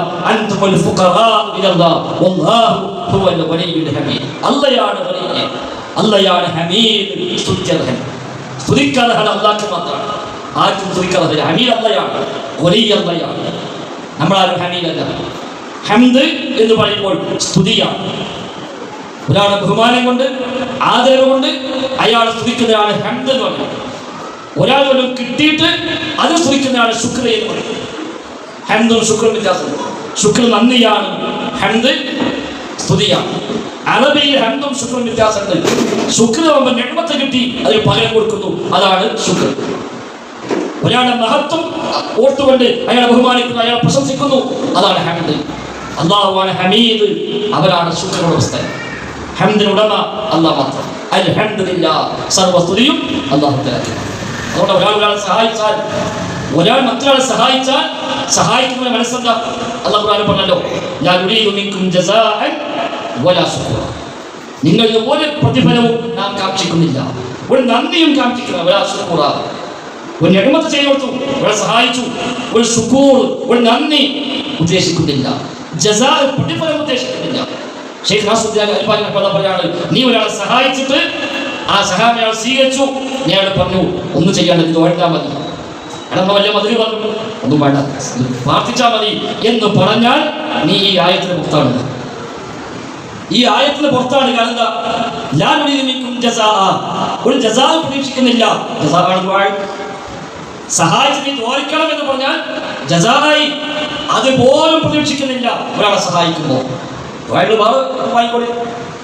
ഒരാൾ സഹായം ചെയ്തിട്ട് ആ സഹായം കൈപ്പറ്റി ഓർക്കിട്ടോ, നമ്മളൊക്കെ പല സാധാരണ നമ്മളൊക്കെ പല പ്രശ്നം ഷെയ്ഖ് അൽബാനി പറയാ, ആ ദുആഇനെ ആവശ്യപ്പെട്ടാൽ പോലും ഈ ആയത്തിന് നീ പുറത്താണ്.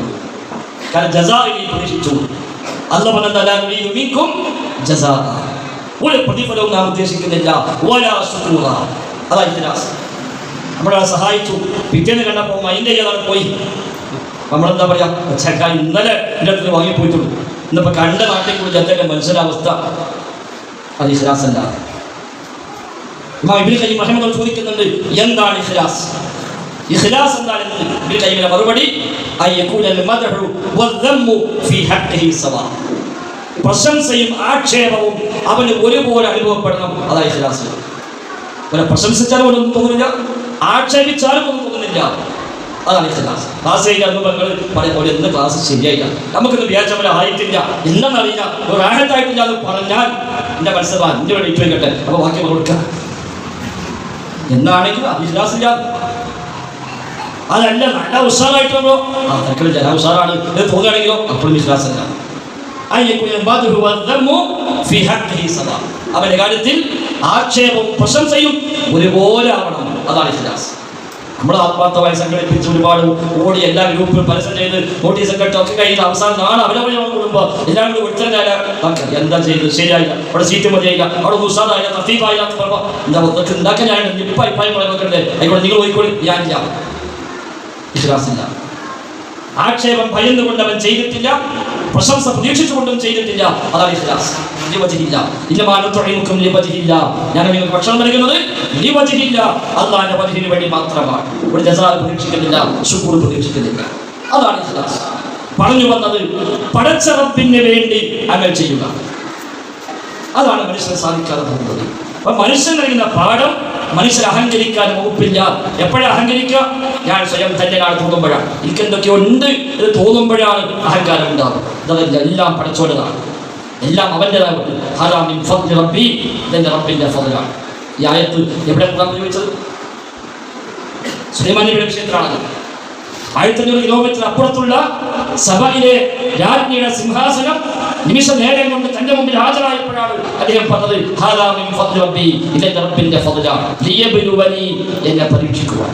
എന്താ പരീക്ഷണം? ഞാൻ നന്ദി കാണിക്കുമോ അതല്ല നന്ദി കേട് കാണിക്കുമോ എന്ന് നോക്കാൻ റബ്ബ് തന്ന പരീക്ഷണം. അത് എന്റെ കഴിവാന്നല്ല, എന്നെ പറ്റി എന്താണ് വിചാരിച്ചതെന്നല്ല. എന്റെ റബ്ബിന്റെ ഫضലാണ്. മനുഷ്യനൊന്നുമല്ല, മനുഷ്യനൊന്നിനും കഴിയില്ല എന്ന പാഠം തന്നെയാണ് ഇതൊക്കെ നൽകുന്നത്. നമ്മൾ ചുറ്റുപാടും മതിൽ വെച്ച് ഗേറ്റ് വെച്ച് എല്ലാം കൂട്ടി അയൽവാസിക്ക് പോലും കടക്കാൻ പറ്റാത്ത വിധം ഭദ്രമാക്കി താമസിക്കുന്ന മനുഷ്യന്മാരും എന്തൊരു ഒച്ച കേട്ടു പറഞ്ഞപ്പോഴേക്ക് നമ്മൾ ഇറങ്ങി കൂടി. മുക്കത്തെന്തോ ഒരു ചെറിയ അടക്കണ്ട് കേട്ടപ്പോഴേക്ക് വേചാറ് നിങ്ങളൊക്കെ ഞങ്ങൾ മുക്കത്തല്ല നമുക്ക് വേചാറില്ല. ഇതുള്ളവളൊക്കെ പിന്നെ വീട് വേണ്ട, വണ്ടി വേണ്ട, ഒന്നും വേണ്ട, ഇറങ്ങി കൂടുക.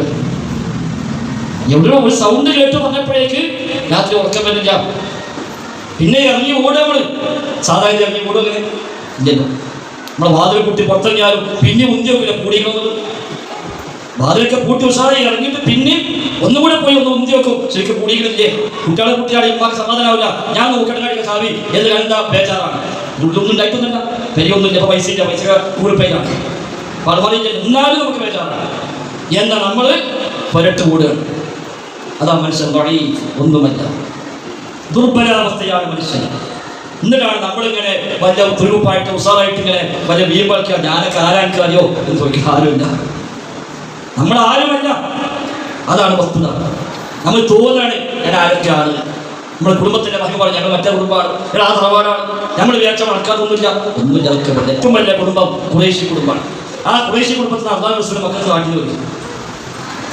മക്കത്ത് നാട്ടി അബൂ മസ്ഊദ് സഖഫി സ്വഹീബ് യാസീനെ പോലെ എന്ന് ഞങ്ങൾ പരിചയപ്പെട്ട സ്വഹാബിയാണ് അബൂ മസ്ഊദ് സഖഫി. വലിയ കാര്യപ്പെട്ട ആളാണ് അദ്ദേഹം. നബിയടുത്ത് വന്ന് തൗഹീദ് മനസ്സിലായി, ഷഹാദത്തിൽ ഇസ്ലാം സ്വീകരിച്ചു. നബിയോട് പറഞ്ഞു, നബിയെ എന്റെ കൗമിലേക്ക് നിങ്ങളെ ഔദ്യോഗികമായി നിയോഗിക്കണം, അവിടെ പോയി ദഅവത്ത് നടത്താം. നബി ഞങ്ങൾ പറഞ്ഞു, ഓതിന്റെ വല്ലതും ചെയ്യുമെന്ന് എനിക്ക് പേടിയുണ്ട്. ഹായ് നബി, എന്നെ ചെയ്യൂല. ഞാൻ ഉറങ്ങുകയാണെങ്കിൽ ഓതിനെ ഉണർത്തും കൂടി അത്ര ബഹുമാനം വിളിക്കുക. ഞാൻ ഉറങ്ങുകയാണെങ്കിൽ എന്നെ ഉണർത്തുക പോലുമില്ല, അത്രയേറെ അവർക്ക് എന്റെ ബഹുമാനമാണ്. ശരി പോയിക്കോ. അവിടെ പോയിട്ട് തൗഹീദാണ് പറഞ്ഞപ്പോ അടിച്ചാണ് കൊന്നു. അടിച്ചാണ് കൊന്നോടിട്ടിട്ട് ആ വീട് നബിയുടെ ഞങ്ങൾ പറഞ്ഞു, അദ്ദേഹത്തിന്റെ ഉദാഹരണം യാസീനിൽ പറഞ്ഞ സ്വാഹിബ് യാസീൻ നേരത്തെ പറഞ്ഞല്ലോ, ഹബീബുൻ നജാർ. ആ സ്വാഹിബ് യാസീന്റെ ഉദാഹരണമാകുന്നു ഇദ്ദേഹത്തിന്റെ ഉദാഹരണമെന്നാണ് നബി ഞങ്ങളതിന് പിന്നീട് പ്രതികരിച്ചത്. അതന്നെ എത്ര ഉണ്ടാവും. നമ്മൾ തോന്നാൻ ഞാൻ വലിയ തറവാട്ടേനാണ്, ഞങ്ങൾ മറ്റേ കുടുംബമാണ്, ഞങ്ങൾ വാപ്പി മല്ലിപ്പൊക്കെ വലിയ പേരിട്ട ആൾക്കാരാണ്. ഒരു കാര്യമില്ല, ഒന്നുമില്ല. നമ്മൾ ഫോൺ വിളിച്ച പറഞ്ഞാൽ നടക്കാത്ത ഒന്നുമില്ല. തൽക്കാലം തോന്നലൊക്കെ ഏത് തിരക്കുള്ള ഡോക്ടർമാരെയും നമ്മൾ വിചാരിച്ചാൽ കിട്ടും. പോക്കെടുക്കണ്ട, കാത്തിക്കണ്ട, ഭരിക്കണ്ട, നമ്മൾ വിളിച്ചു പറഞ്ഞാൽ മതി. ഒക്കെ നമ്മളെ കുടുംബമാണ്, പരിചയമാണ്, ബന്ധക്കാരാണ്, മന്ത്രിമാരാണ്, MLA-മാരാണ്. ഇതൊക്കെ ദുനിയാവിന് ചില സംവിധാനങ്ങൾ മാത്രമേ ഉള്ളൂ. ഒന്നുമില്ല. മനുഷ്യൻ ദ്വാഹീഫാണ്. അപ്പൊ നമ്മൾ ആരാന്ന് നമുക്ക് തോന്നുകയാണെങ്കിൽ അതിനെ വിലക്കി പറയും. സ്വഹാബിയാണ്. അദ്ദേഹം നടന്നു പോകുമ്പോൾ ഒരാള് ഭയങ്കര അഹങ്കാരമുള്ള വേഷം സ്വീകരിച്ചുകൊണ്ട് ഇങ്ങനെ ചവിട്ടി മരിച്ചു പോവുക. നടത്തം കിടത്തുന്ന ഒരു ഭയങ്കര ഒരു സംഭവമാണ്. ഇത്തട്ടില്ല, അള്ളാഹ് സൂക്ഷിച്ചോ. അദ്ദേഹം ചോദിച്ചു, ആ തൈരിഫുനി ഞാൻ ആരൊക്കെ അറിയിച്ചു. ഇത്തട്ടില്ല പറഞ്ഞാൽ അത് തൃപ്തിയായി പറ്റും. അപ്പൊ തിരിച്ചു ചോദിക്കാൻ ഞാൻ ആരൊക്കെ അറിയോ? എനിക്കറിയാം. എന്റെ തുടക്കം ഒരു ബീജമാണ്, അതിനുശേഷം നീ എത്താനുള്ളതോ ജീഫത്തുൻ ചീഞ്ഞു നാളുന്ന ശവമായി മാറാൻ നീ. തുടക്കം ബീജമാണ്, അവസാനമാകട്ടെ ചീഞ്ഞു നാളുന്ന ഒരു ശവമാണ്. അതിനിടക്കാലത്ത് ആകെ കുശിച്ച കാട്ടപ്പൈച്ചെടുക്കാണ് നീ. അല്ലെങ്കിൽ വളർന്നില്ല, നിൽക്കല്ല. നിന്നെനിക്കറിയാം, എന്റെ തുടക്കം ഒരു ബീജമാണ്, ഒടുക്കം നീ ഒരു ശവമാണ്, ഒരു പൊടിയാണ്. ഇടക്കാലത്തോ കാട്ടപ്പൊലി നടക്കുന്ന ഒരു സാധനമാണ്. എന്നെപ്പൊലി വളർന്നു വെച്ചു. അപ്പോഴാണ് തിരിച്ചറിവുണ്ടായിരുന്നതാണ്. നമ്മളൊക്കെ ഇതന്നെയാണ്. അപ്പൊ എല്ലാം ഉണ്ടെന്ന് വിചാരിച്ചവർ നമ്മൾ വയനാട്ടിൽ നമ്മളൊക്കെ പണ്ട് ഡ്രസ്സ് കൊടുത്തേച്ച്, ഡ്രസ്സ് കൊടുത്തു വിട്ടു, ഭക്ഷണം കൊടുത്തു വിട്ടു, പണം കൊടുത്തു. എങ്ങനെ ഈ കോടികളൊക്കെ പിരിഞ്ഞത്? മതസംഘടനകളും രാഷ്ട്രീയ സംഘടനകളും അല്ലാത്ത സന്നദ്ധ സംഘടനകളും ഒക്കെ പണം പിരിച്ചു. എല്ലാവരും പൈസ കൊടുത്തല്ലേ? കോടികൾ വന്നില്ലേ? ഏത് പിഷ്കന്മാരും കൊടുത്തല്ലോ ആ നൃത്തത്തിന്റെ ആ ചിത്രങ്ങൾ കണ്ടപ്പോ. നമ്മളെ കെട്ട ഒരു കുപ്പായും ഇന്ന് ആരാ ഇടുന്നത്? നമുക്കറിയാം. നമ്മെ പോലെ എല്ലാം ഉണ്ടായിരുന്നവർ ഒരു നേരം വസ്ത്രം മാറ്റണമെങ്കിൽ മറ്റൊരാൾ പ്രത്യേക അവസ്ഥയ്ക്കെത്തി. ദുരന്തനായപ്പോ അന്ന് രാത്രി വയനാട്ടിൽ യുദ്ധത്തിന്റെ നമ്മളൊരു ഹെൽപ്പ് ഡെസ്ക് ആരംഭിച്ചപ്പോ എന്താണ് ആവശ്യം പറഞ്ഞത്? കുറച്ച് അടിവസ്ത്രങ്ങൾ വേണം. ആദ്യം നമ്മൾ കാര്യക്കാരെ പോയിട്ടാണ്, വീട്ടിൽ നിന്ന് ഇറങ്ങി ഓടിയതാണ്, വീട്ടിൽ നിന്ന് ആ കുളത്തിൽ ഇറങ്ങി ഓടിയതാണ്. ആ 8 രൂപയേ ഉള്ളൂ, മാറ്റാനില്ല. ആദ്യം ആവശ്യപ്പെട്ടതിനെ കുറിച്ച് ഇന്നർ വിയറുകൾ, അത് കുറച്ച് വസ്ത്രങ്ങൾ, ഇതൊക്കെ ആവശ്യമില്ല. ഒരു മനുഷ്യന് ദുർബലാവസ്ഥയാണ്. എല്ലാം ഉണ്ടെന്ന് വിചാരിക്കുന്നവർ ഒന്നുമല്ലതായി മാറുന്ന രംഗം. മനുഷ്യനത്രേ ഉള്ളൂ. നമ്മളാരും വിചാരിക്കുന്ന പോലെ നമ്മൾ വലിയ കഴിവുകളൊന്നുമല്ല. നമ്മൾ നല്ല ഉത്സാഹമായിട്ട് ഇസ്തിരിട്ട് നല്ല സ്പ്രേ കടിച്ച് മുടിയൊക്കെ വാർന്ന് ഇവിടെ ഇറങ്ങുമ്പോൾ അവൻ തോന്നുകയാണ് ഞാൻ തിരക്കിടില്ല. അതല്ലെങ്കിൽ യഥാർത്ഥത്തിൽ മനുഷ്യൻ ദഈഫാണ്. ആ ദുർബലാവസ്ഥ മനുഷ്യനെ ബോധ്യപ്പെടുത്താൻ അല്ലാഹു തആല വ്യത്യസ്തമായ പണികൾ കൊണ്ടുവരും. وَلَنَبْلُوَنَّكُمْ بِشَيْءٍ مِنَ الْخَوْفِ وَالْجُوعِ وَنَقْصٍ مِنَ الْأَمْوَالِ وَالْأَنفُسِ وَالثَّمَرَاتِ وَبَشِّرِ الصَّابِرِينَ. സൂറത്തുൽ ബഖറ. തീർച്ചയായും നാം നിങ്ങളെ പരീക്ഷിക്കുക തന്നെ ചെയ്യുന്നു. വലനബ്ലുവന്നകും, അറബി ഭാഷകൾക്കറിയാം എന്ന് പറഞ്ഞാൽ തീർച്ചയായും. നബ്ലുവന്ന ആ നൂനർത്ഥവും തീർച്ചയായും. വലനബ്ലുവന്നകും, തീർച്ചയായും നാം നിങ്ങളെ പരീക്ഷിക്കും. അതിനകത്ത് അത്ര പറയുള്ളൂ. ശരിക്കർത്ഥം പറഞ്ഞാൽ തീർച്ചയായും തീർച്ചയായും നാം നിങ്ങളെ പരീക്ഷിക്കുന്ന. പക്ഷെ മലയാളത്തിൽ പ്രയോഗമില്ല, അറബി അല്ലെങ്കിൽ ഭയം തന്ന് പരീക്ഷിക്കും. വിഷയിൻ മിനൽ ഖൗഫ്, ഭയം തന്ന് പരീക്ഷിക്കും. വിശപ്പ് തന്ന് പരീക്ഷിക്കും. അതേപോലെ സാമ്പത്തിക ശാരീരിക നഷ്ടങ്ങൾ തന്ന് പരീക്ഷിക്കും. ക്ഷമാലുക്കൾക്ക് സന്തോഷ വാർത്ത അറിയിക്കും. മനുഷ്യന് ദുർബലത ബോധ്യപ്പെടുത്താൻ അല്ലാഹു കൊടുക്കുന്ന ഇതൊക്കെ ഭയം. ഭയം വന്നാൽ മനുഷ്യനെ ആരായിട്ടും കാര്യമില്ല, പിന്നെ ഒന്നും ചെയ്യാൻ പറ്റില്ല. ഏറ്റവും വലിയ ഭയം ആർക്കാ? ഏറ്റവും വലിയ സ്വാധീനം വഹിക്കാം. ഏറ്റവും വലിയ സ്വാധീനം വഹിക്കുക, ഏറ്റവും വലിയ ഭയം. പ്രധാനമന്ത്രി കളിയാക്കും ഇല്ലല്ലോ. ഇസഡ് കാറ്റഗറിയാണ് പ്രൊട്ടക്ഷൻ. അതിൻ്റെ കാരണം അതാണ് ദറജ കൂടുന്തോറും പേടിക്കുക. ദറജ കൂടുന്തോറും മനുഷ്യന് ഭയം വർദ്ധിക്കുന്നു. പിന്നെ ഈമാൻ കൊണ്ടുണ്ടാവും ചെറുപാട് ഉപസത്താപ്പത് കമ്പറിയാൻ പോലും പറ്റില്ല. ഇത് പറ്റും. അപ്പോൾ മനുഷ്യൻ അന്ന് കൊടുക്കുന്നതാണ് ഭയം.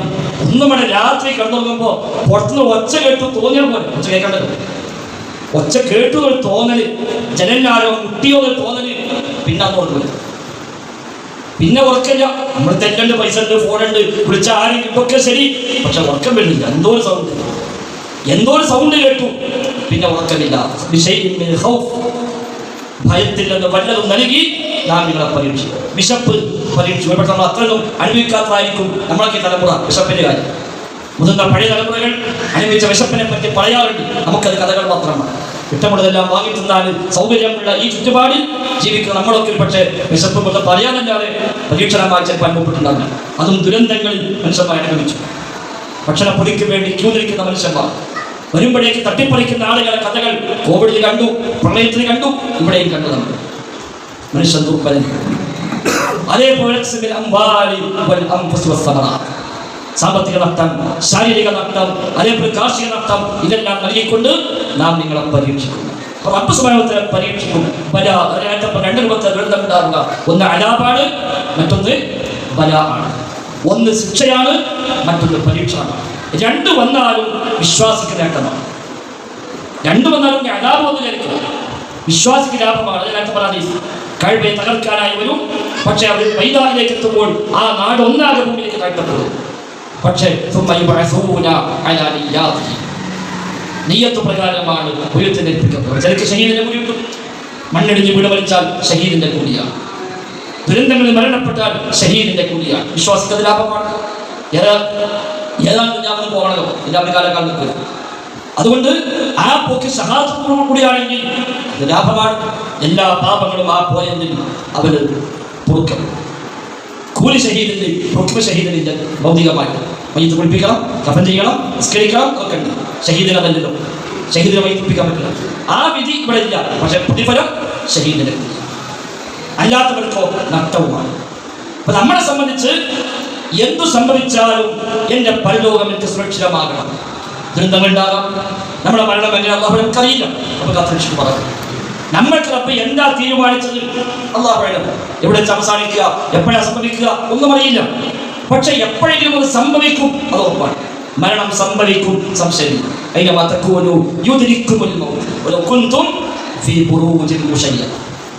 നിങ്ങൾ എവിടെയാണെങ്കിലും ശരി, മരണം നിങ്ങളെ പിടികൂടുക തന്നെ ചെയ്യും. കെട്ടിയുണ്ടാക്കപ്പെട്ട വലിയ കോട്ടകൾക്കുള്ളിലാണെങ്കിൽ പോലും അല്ല എവിടെ നിന്നാണ് കൂട് പിടിക്കാൻ തീരുമാനിച്ചത്, അവിടെ കൂട് പിടിച്ചിരിക്കും. അവിടെ നമ്മൾ എത്തും. ഹദീസിൽ കാണാം, ഒരാളെ ഒരു നാട്ടിൽ വെച്ച് മരിപ്പിക്കാൻ അള്ളാഹു തീരുമാനിച്ചാൽ ആ നാട്ടിലേക്ക് അവന് ഒരു ആവശ്യം ഉണ്ടാക്കി കൊടുക്കുമെന്നാണ്. എന്തെങ്കിലും ആവശ്യം നാട്ടിൽ പോകാനുണ്ടാവും. അങ്ങനെ ആ ആവശ്യം പോകും. അവിടെ എത്തുമ്പോൾ അവിടെ ചെറുപ്പിനെ പിടിക്കും. അത് അള്ളാഹുവിന്റെ സുന്നത്താണ്. പടപിടിക്കുന്നത് തഫ്സീറിൽ കാണാം ഒരു കഥ. സ്ഥിരപ്പെട്ടാണല്ലോ നമുക്കറിയില്ല. സുലൈമാൻ നബിയുടെ കാലത്ത് ഒരു മനുഷ്യനെ മലക്കുൽ മൗത്ത് ഇങ്ങനെ തുറച്ചു നോക്കുന്നത് സുലൈമാൻ നബി സ്വല്ലല്ലാഹു അലൈഹി വസല്ലം കാണുന്നതാണ്. പിന്നെ ഈ മനുഷ്യരോട് സുലൈമാൻ നബി സ്വല്ലല്ലാഹു അലൈഹി വസല്ലം പറഞ്ഞു, എന്താണെന്നറിയാം, മലക്കുൽ മൗത്ത് തന്നെ ഇങ്ങനെ നോക്കുന്നുണ്ട്. അവർ ആകെ ബേജാറായിട്ടുണ്ട്. വലിയ ബേജാറുണ്ടാ. മലക്കുൽ മൗത്ത് നോക്കിയാൽ പിന്നെ പേടിക്കാന്നില്ലല്ലോ. ഇയാളാകെ ബേജാറായിപ്പോയി. ഇയാൾ സുലൈമാൻ നബിയോട് പറഞ്ഞു, എനിക്ക് ഇനി വിളിക്കാൻ കഴിയില്ല. ഇത് കേട്ടപ്പോൾ പിന്നെ ഞാനാകെ ബേജാറ്. നിങ്ങൾ എത്രയും വേഗം ഏതെങ്കിലും രണ്ട് നാട്ടിൽ എത്തിച്ചേരണം. സുലൈമാൻ നബിക്ക് പക്ഷികളും അതേപോലെ കാറ്റും ഒക്കെ കീഴ്പ്പെട്ടപ്പെട്ടതാണ്. അങ്ങനെ കാറ്റിന് ഉപയോഗിച്ചുകൊണ്ട് സുലൈമാൻ നബി സ്വല്ലല്ലാഹു അലൈഹി വസല്ലം ആ മനുഷ്യനെ ഇന്ത്യയിലേക്ക് എത്തിച്ചതാണ് തഫ്സീറൊക്കെ പറയുന്നത്. പിറ്റേന്ന് മലക്കുൽ മൗത്തിനെ കാണുമ്പോൾ സുലൈമാൻ നബി ചോദിക്കുന്നു, എന്തിനാണ് ആ സഹോദരൻ അങ്ങനെ നോക്കിയത്? ബേജാറായിട്ടുള്ള അറിഞ്ഞപ്പോൾ നോക്കിയൊന്നല്ല, എനിക്ക് അയാൾ റൂഹിനെ ഇന്നലെ വൈകുന്നേരം ഇന്ത്യയിൽ പിടിക്കാൻ ഓർഡർ ഉണ്ട്, അയാൾ ഇവിടെ നിൽക്കുന്നുണ്ട്. അപ്പം ഞാൻ നോക്കിയത് ഈ ആളെ വേണ്ടി പോയി ഇന്നലെ അപ്പോഴേക്ക് ഇന്ത്യക്ക് എത്താം. അതോടെ നോക്കി കാണും. അപ്പോഴാണ് മനസ്സിലാക്കി വന്ന് പങ്കച്ചു കൊടുത്തില്ല. വല്ല റൂഹ് അവിടുത്തെ പിടിക്കണമെങ്കിൽ അവിടേക്ക് എത്തണം, കഴിഞ്ഞ പണി കൊടുക്കും. അപ്പോൾ ഒരു നാട്ടിൽ റൂഹിനെ പിടിക്കാൻ റബ്ബിന്റെ തീരുമാനമുണ്ടോ അവിടേക്ക് അല്ലാഹു തആല ഒരു ആവശ്യം ഉണ്ടാക്കി കൊടുക്കും. എന്തെങ്കിലും ആവശ്യം, ആ ആവശ്യത്തിന് വേണം പോകും അവിടുത്തെ റൂഹിനെ. അപ്പൊ എവിടെയാണെങ്കിലും ശരി, നിശ്ചയിക്കപ്പെട്ട സമയത്ത് മരണം സംഭവിക്കും. ഒരു നിമിഷ നേരം പോലും അങ്ങോട്ട് മാറില്ല, ഇങ്ങോട്ട് ഒരു സമയവും അവർ മുന്തിക്കുകയുമില്ല പിന്തിക്കുകയുമില്ല. അത് കൃത്യമായ സമയത്ത് മലക്കുകൾ റൂഹിനെ പിടിച്ചു. അത് റബ്ബ് വെച്ച നടപടിക്രമമാണ്. അപ്പൊ നമ്മുടെ കാലത്തുണ്ടെന്ന് തീരുമാനിക്കാൻ എന്തുണ്ടായി, അത് കഴിഞ്ഞു ഒരാൾ മരിച്ചു, ഒരാൾ ഇപ്പോഴും വിവരമില്ല, കൃത്യമായി കിട്ടിയിട്ടില്ല, അതൊക്കെ എവിടേക്ക് പോകുന്നു. നമ്മുടെ കാലത്ത് നമുക്ക് എന്താ ചെയ്യാനുള്ളത്? എന്റെ അന്ത്യം സത്യമാണല്ലോ, സത്യമാണ്. നമ്മൾ വിശ്വസിച്ചാലും ഇല്ലെങ്കിലും മരണമെന്ന് സത്യമാണ്. അതുണ്ടാവില്ല എന്ന് വിചാരിച്ചാൽ തൽക്കാലം സമാധാനിക്കാന്നല്ലാതെ ഇല്ലാതെ നമുക്ക് റബ്ബ് എപ്പോഴാണ് നിശ്ചയിച്ചത് അപ്പോൾ സംഭവിക്കും. സത്യമാണ് കാര്യം.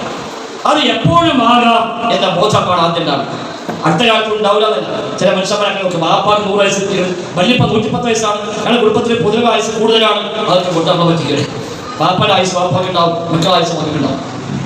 അതായത് വാപ്പ 100 വയസ്സിട്ടുണ്ട്, മോന് 100 വയസ്സിട്ടുള്ളതിന് മൂല്യം. ഇവരങ്ങൾ വെച്ച് 63, പിന്നെ വാപ്പ വെച്ചോ 25-ലാണ്. വാപ്പാനും മക്കളെയും ആയുസ് അതിന് ബന്ധമില്ല. അതൊക്കെ വെറുതെ ആൾക്ക് പറഞ്ഞു പറ്റിക്കാം. നമ്മുടെ കുടുംബത്തിലൊക്കെ ആയുസ് ഏറാണ്, എല്ലാവരും 90-100 മരിച്ചത്, അതൊക്കെ വെറുതെ. അപ്പോൾ ചോദിച്ചു, വാപ്പാക്ക് എത്ര മക്കളുണ്ട്? 7 ആളുടെ, ഒരാൾ മരിച്ചിട്ട് 6 ആളുടെ, എങ്ങനെ പോകുമ്പോയത്? അത്രേ ഉള്ളൂ. അപ്പൊ ഏത് സമയത്തും സംഭവിക്കാം. എപ്പോൾ സംഭവിച്ചാലും ശരി സ്വർഗത്തിലേക്ക് എത്താം. അതാണ് നിർബന്ധത്തിനാണ്. ബാക്കിയൊക്കെ അതിൻ്റെ താഴെയാണ്. സ്വർഗത്തിലേക്ക് എത്താൻ മരിക്കുന്ന ഉറപ്പാണല്ലോ, സംശയമില്ല. എങ്കിൽ പിന്നെ ആ മരണശേഷമുള്ളത് കൃത്യമായി രക്ഷയായി.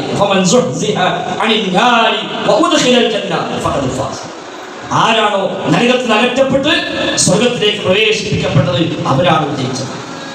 ബാക്കിയെന്താ?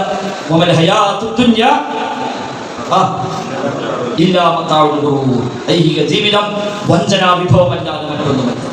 ആ ചതിയിൽപ്പെടാതെ മഹാഭൂരിപക്ഷം ആളുകളും ആ ചതിയിലാണ്.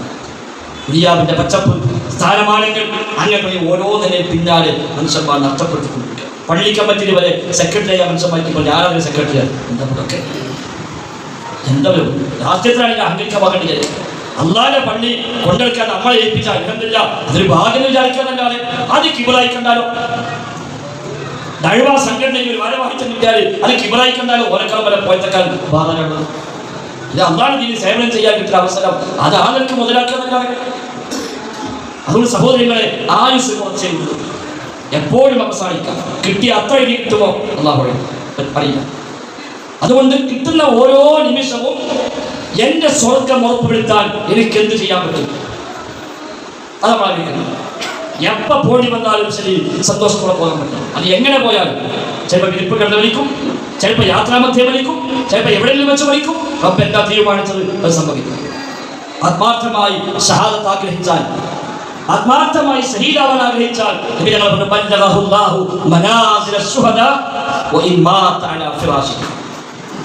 ആത്മാർത്ഥമായി ഷഹാദത്ത് ആഗ്രഹിച്ചാൽ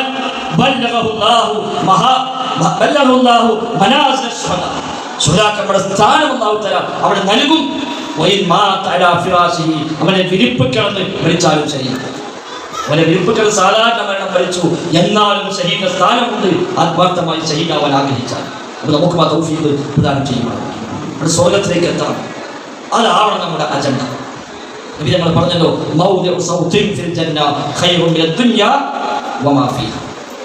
സ്വർഗത്തിൽ ചാട്ടവാർ കുത്താനുള്ള സ്ഥലം കിട്ടുകയാണെങ്കിൽ അതാണ് അതിനെ മുഴുവനും കിട്ടുന്നതിനേക്കാളും ഹൈറായത് ഒരു ചാട്ടവാറിനെ കുത്തിച്ചാടി വെക്കാനുള്ള ഒളിന്റെ സ്ഥലം അത് സ്വർഗത്തിൽ കിട്ടണം. നബി ഞങ്ങൾ സ്വർഗം കണ്ടു ഹദീസിലാണ്. ഗ്രഹണസ്കാരം നിസ്കരിച്ച വിശ്വാസത്തിലേക്ക് കൂട്ടി നിസ്കാര മധ്യേ നബി ഞങ്ങൾ മുന്നോട്ടിങ്ങാട് ഒന്നാണ് മുന്നോട്ട് ആഞ്ഞു. അതേപോലെ ഒരു രണ്ടടി പിറകോട്ടും വന്നു. നിസ്കാരം കഴിയുമ്പോൾ നബി ഞങ്ങളോട് സ്വഹാബത്ത് എന്താ നബി എന്ന് നിസ്കാരത്തിന് പതിവില്ലാതെ മുന്നോട്ടും പിന്നോട്ടൊക്കെ വന്നല്ലോ, സാധാരണ ഉണ്ടാവുന്നില്ലല്ലോ. നബി ഞങ്ങൾ പറഞ്ഞു, ഈ ചുമലിൽ എന്റെ മുമ്പിലുള്ള ഈ പള്ളിയുടെ ചുമലിൽ എനിക്ക് അല്ലാഹു തആല നരകവും സ്വർഗവും പ്രദർശിപ്പിച്ചു തന്നു. ആ സ്വർഗത്തിലെ മുന്തിരിക്കുല അടുത്തു വന്നപ്പോൾ അത് പറിക്കാൻ ഞാൻ ഓങ്ങി, പക്ഷെ കിട്ടിയില്ല. ഒരു മുന്തിരിക്കുലങ്ങയുടെ വരികയാണ് സ്വർഗത്തിൽ, അതിങ്ങനെ പറിക്കാൻ വേണ്ടിയാണ് ആള് മുന്നോട്ട് ചെന്നു, പക്ഷെ പറിക്കാൻ കിട്ടിയില്ല.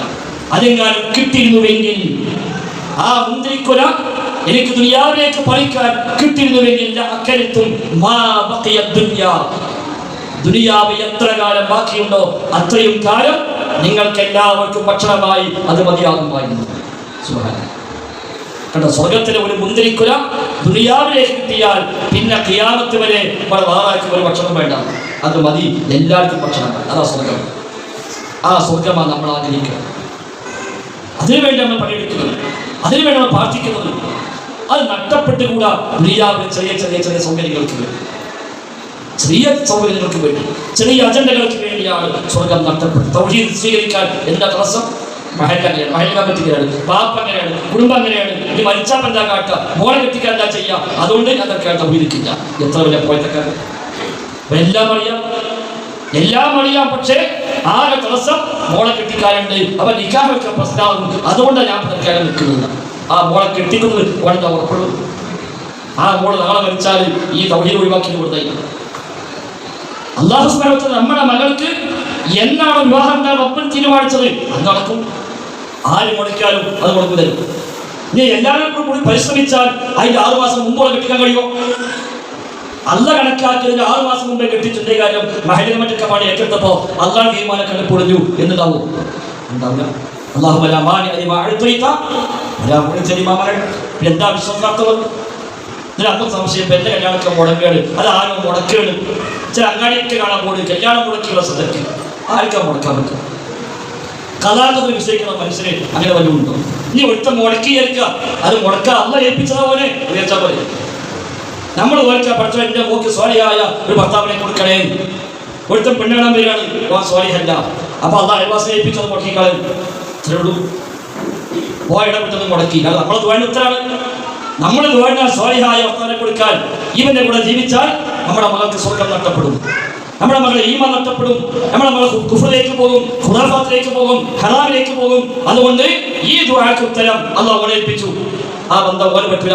സ്വാലിഹായ ഭർത്താവിനെയാണ് വഴി അത് മുടക്കണം. ഓൻ മുടക്കി. അപ്പോൾ ഓൻ മുടക്കിയെങ്കിൽ ഓനെ പേക്കാൻ ഗിഫ്റ്റ് കൊടുക്കാൻ വേണ്ടി നമുക്ക് വരെ എല്ലാ അന്വേഷണം വിട്ട മുടക്കുക എന്ന് പറഞ്ഞാൽ ഓനെ സമ്മാനം കൊടുക്കുക. കാരണം എന്താ, നമുക്ക് ആവശ്യമില്ലാത്ത തട്ടിത്തിരിക്കാൻ അല്ലാഹു ഓനെ ഏൽപ്പിച്ചത്. അല്ല തീരുമാനിച്ചു വരുമ്പോഴോ അവർക്ക് പറ്റില്ല. അങ്ങനെ അള്ളാഹനെ മനസ്സിലാക്കിയാൽ പിന്നെ ടെൻഷൻ ഉണ്ടാകും. അയ്യൂബ് നബിക്ക് രോഗം വന്നു. 14 കൊല്ലമാണ് രോഗിയായി. 14 കൊല്ലം നബിയുടെ മലക്ക് വന്നു, ജിബ്രീലിനെ കാണുന്നു, വഹി ലഭിക്കുന്നു, മുഴുവത്തുണ്ട്. ആ പ്രവാചകൻ 14 കൊല്ലക്കാരൻ രോഗിയായി കിടന്നു. തോന്നുക എന്താ പാപ്പം ഇങ്ങനെ എന്നോട്, ഞാൻ നബിയായിട്ട് അല്ല എന്നോട് ഇങ്ങനെ ചെയ്തല്ലോ എന്ന് തോന്നിയോ? ഇല്ലല്ലോ. സഹോദരങ്ങൾ, അള്ളാഹനെ മനസ്സിലാക്കുന്നതാണ്. ഖദാ വിശ്വസിക്കുക, തവക്കുൽ എന്ന് പറഞ്ഞാൽ പോരാ, ജീവിതത്തിലുണ്ടാകും. അങ്ങനെ റബ്ബിനെ വിശ്വസിച്ച് മുന്നോട്ട് പോയാൽ ഇവിടെ ദുനിയാവിലെ ഒരു പ്രശ്നവും നമ്മളെ മതി. മറ്റാകെ ബേജാറായിരിക്കും. ഇവിടെ ആകെ പൊളിയാൻ പോയി. ഇന്ത്യ അങ്ങനെ സർക്കാരിങ്ങനെ മറ്റാകുമ്പോൾ ഒന്നുമില്ല, കൈവയ്ക്കുക. അതിലും വലിയ ഫാസിസ്റ്റോളജി ലോകത്ത് വലിച്ചത് ഫിറോവിന് ഒരു മിനിറ്റോടല്ലേ അത് നോക്കി. അത് വിഷയിക്കണം. അമ്മക്ക് വേണ്ട അവിടെ ബേജാറില്ല. ഇതെന്താ വാർത്തയൊക്കെ പാട് ശ്രദ്ധിക്കുക. യൂട്യൂബ് കേട്ടായി ബേജാറിക്കണ്ട. ആരാണ് പോകാൻ കേട്ടോളൂ, സമാധാനം കിട്ടും. ഇതിലുള്ള എല്ലാ ചാനലും കേൾക്കും, എല്ലാ വാർത്തയിലേക്കും ഇതിലാകെ ബേജാർ. ഇപ്പം എന്താ കേട്ട ആകെ മുഴുകാൻ ഒരാൾക്കുണ്ടാകും. നീ ഓടി പിടിച്ച് വിളിക്കാൻ നമുക്കെന്താ ഒന്നുമില്ല, ഒന്നും സംഭവിക്കാനില്ല. ഇവരെ അറസ്റ്റിലുള്ള വാക്കുന്നറിയോ? എൻ്റെ ഈ പോക്ക് എനിക്ക് ടൂറാണ്, എൻ്റെ ഈ അറസ്റ്റ് എനിക്ക് ടൂറാണ്. എന്നെ നാട് കടത്തിയാലോ, എന്നെ നാട് കടത്തിയാൽ എനിക്ക് ഹിജറയാണ്. പിന്നെ അങ്ങനത്തെ മനുഷ്യനെ വരും ചെയ്യാൻ പറ്റും. അറസ്റ്റ് ചെയ്യാൻ വരുമ്പോൾ അത് ടൂറായി കണക്കാക്കാണ്. നാട്ടിൽ നിന്ന് വായിപ്പിച്ചാൽ അത് ഹിജറയായി കണക്കാക്കിയ മനുഷ്യനെ ഞാൻ എന്നെ കൊന്നാലോ അതെനിക്ക് ഷഹാദത്താണ്, ഞാൻ ഷഹീദാണ്. അങ്ങനെ ഉൾക്കൊണ്ടൊരു മനുഷ്യനെ ആയിരം പഠിപ്പിക്കാൻ പറ്റും. സഹോദരൻ, അവിടേക്ക് നമുക്ക് എത്താൻ പറ്റും. ഇതൊക്കെ ഇപ്പോൾ ആകെ തലയാളിൽ വെച്ചിട്ട് ഇവിടെ പരലോകങ്ങളെല്ലാം വേണ്ടത് ഇതതിൻ്റെ വഴിക്കാണ്. ദുനിയാവിൽ അല്ലാഹു തആല തീരുമാനിച്ചതോ അത് നടന്നുകൊണ്ടേയിരിക്കും. പലസ്തീൻ നമ്മൾ കാണുന്നത്, ഓരോ നാട്ടിലെയും അവസ്ഥ നമ്മൾ കാണുന്നുണ്ട്. അത് അല്ലാഹു തആല ചില തീരുമാനങ്ങളുണ്ട്, ചില സുന്നത്തുകളുണ്ട്. വലൻ തജിദ ലിസുന്നത്തില്ലാഹി തബ്ദീല വലൻ തജിദ ലിസുന്നത്തില്ലാഹി തഹ്വീല. ഇവ രണ്ട് വാസന പറഞ്ഞു. അള്ളാഹുവിന്റെ സുന്നത്തിന് മാറ്റം വരുത്താൻ കഴിയില്ല. അള്ളാഹുവിന്റെ സുന്നത്തിനെ ഒന്ന് വേറൊന്നിലേക്ക് മാറ്റാനോ അതിനും കഴിയില്ല. അള്ള കണക്കാക്കിയ സുന്നത്ത് നടന്നുകൊണ്ടേയിരിക്കും. അമ്പിയാക്കന്മാരെ കൊന്നിട്ടുണ്ട് ദുനിയാവിൽ. അമ്പിയാക്കന്മാരെ കൊന്നു, ഈർച്ചവാള കൊണ്ട് ഈർന്ന് മുറിച്ച് രണ്ട് കഷ്ണമാക്കിയിട്ട അമ്പിയാക്കന്മാർ ലോകത്തുണ്ട്. നാട് കടത്തപ്പെട്ട പ്രവാചകന്മാരുണ്ട്, അതിശക്തമായി പീഡിപ്പിക്കപ്പെട്ട പ്രവാചകന്മാരുണ്ട്. പിന്നെ എന്താ ബാക്കി? അതുകൊണ്ട് ഈമാൻ അത് ഉറപ്പിക്കും. റബ്ബിൽ തവക്കുലാക്കുക, സ്വർഗം കിട്ടണമെന്ന് നിർബന്ധ ബുദ്ധി ഉണ്ടാകുക. റബ്ബിന്റെ ഖദറിനെ ആത്മാർത്ഥമായി പഠിച്ചു മനസ്സിലാക്കി ജീവിതത്തിലേക്ക് എടുക്കുക. അപ്പൊ സമാധാനം ഉണ്ടാവും, ടെൻഷൻ ഉണ്ടാവില്ല. എന്ത് സംഭവിച്ചാലും ആയത്തിന്റെ ബാക്കി ക്ഷമാലുക്കൾക്ക് സന്തോഷ വാർത്ത. ആരാണവർ?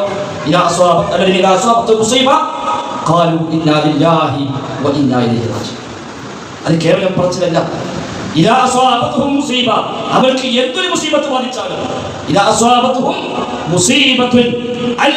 എന്ന് പറയാതെ മുസീബത്ത് എന്ന് പറഞ്ഞത് അറബി ഭാഷയിൽ മുസീബത്ത് എന്ന വാക്ക് അലിഫ് ലാം ഇല്ല എന്ന് പറഞ്ഞാൽ അത് വ്യാപകാർത്ഥമാണ്.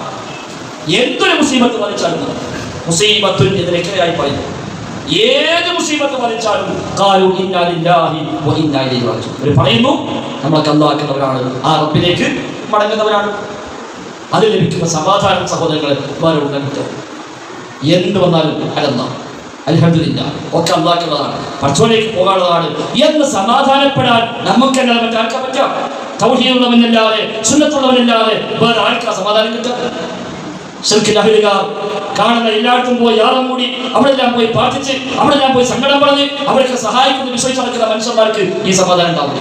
ഹസ്ബി അല്ലാഹ്, എനിക്കല്ലാഹ് മതി എന്ന് ഉറപ്പിച്ച് പ്രഖ്യാപിക്കുന്നവന് വല്ലാത്ത സമാധാനമില്ല.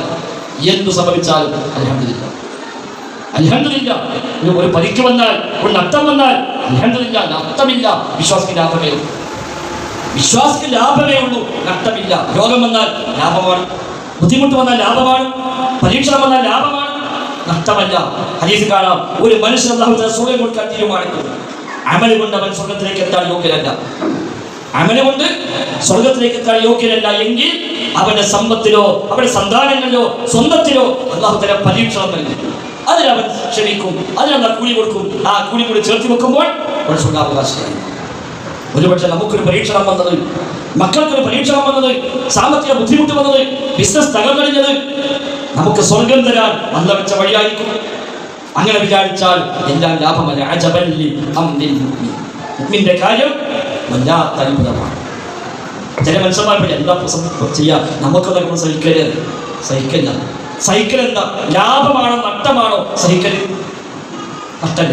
ലാഭം സഹിക്കലുണ്ടോ? എന്താ കാട്ടെ, കച്ചവടത്തെ ഭയങ്കര ലാഭം, നമ്മൾ സഹിക്കുക എന്ന് പറയുമോ? എന്താ പറയല്ലോ? നഷ്ടമാണ് സഹിക്കേണ്ടത്, ലാഭം സഹിക്കലല്ല. ലാഭം നമുക്ക് നേട്ടമാണ്. വിശ്വാസിക്ക് ലാഭമേ ഉള്ളൂ, നഷ്ടമില്ല. കാര്യം ഉള്ളുത്തിയ ദോഷം കൊടുക്കുന്നു പറഞ്ഞാൽ കാര്യം അത് ലാഭം എന്താണ്? പറഞ്ഞു, കാലിൽ മുള്ളു കുത്തിയാൽ പോലും ഒരു ദോഷം കൊടുക്കുന്നു. മാ യുസീബുൽ മുസ്ലിമ മിൻ വസബിൻ വലാ നസബിൻ വലാ ഹമ്മിൻ വലാ ഗമ്മിൻ വലാ ഹസനിൻ ഹത്താ ശൗകതി യുശാഖ. ഒരു മുസ്ലിം ഏൽക്കുന്ന സാമ്പത്തിക, ശാരീരിക, മാനസിക ടെൻഷനുകൾ, വിഷമങ്ങൾ, പ്രയാസങ്ങൾ, സങ്കടങ്ങൾ, നിരാശകൾ അവരേൽക്കുന്ന മുള്ളവരെ അവർ ദോഷം കൊടുക്കാതിരിക്കുക. ഒരു തലവേദന ഉണ്ടായി, ദോഷം കൊടുക്കും. ഒന്ന് പഠിച്ചു, ദോഷം കൊടുക്കും. ഒരു വലിയ രോഗം വന്നു, ദോഷം കൊടുക്കും. നഷ്ടമുണ്ടായി, ദോഷം കൊടുക്കും. അൽഹംദുലില്ലാഹ്, ഇല്ല ലാഭമാണ്. അജബല്ലി അംരിൽ ഹഖീം ഇന്ന അംറഹു കുല്ലഹു ലഹു ഖൈർ. അവന്റെ കാര്യങ്ങളെല്ലാം അവന് ഖൈറാകും. അങ്ങനെ ചിന്തിച്ച സഹോദരന്മാരെ, പിന്നെ ദുനിയാവിലൂടെ ടെൻഷൻ എന്ത് സംഭവിച്ചാലും, ഏറ്റവും വേണ്ടപ്പെട്ടവർ മരണപ്പെട്ടത് കേട്ടാലും ഇന്നാ ലില്ലാഹി വ ഇന്നാ ഇലൈഹി റാജിഊൻ. അത് സമാധാനം.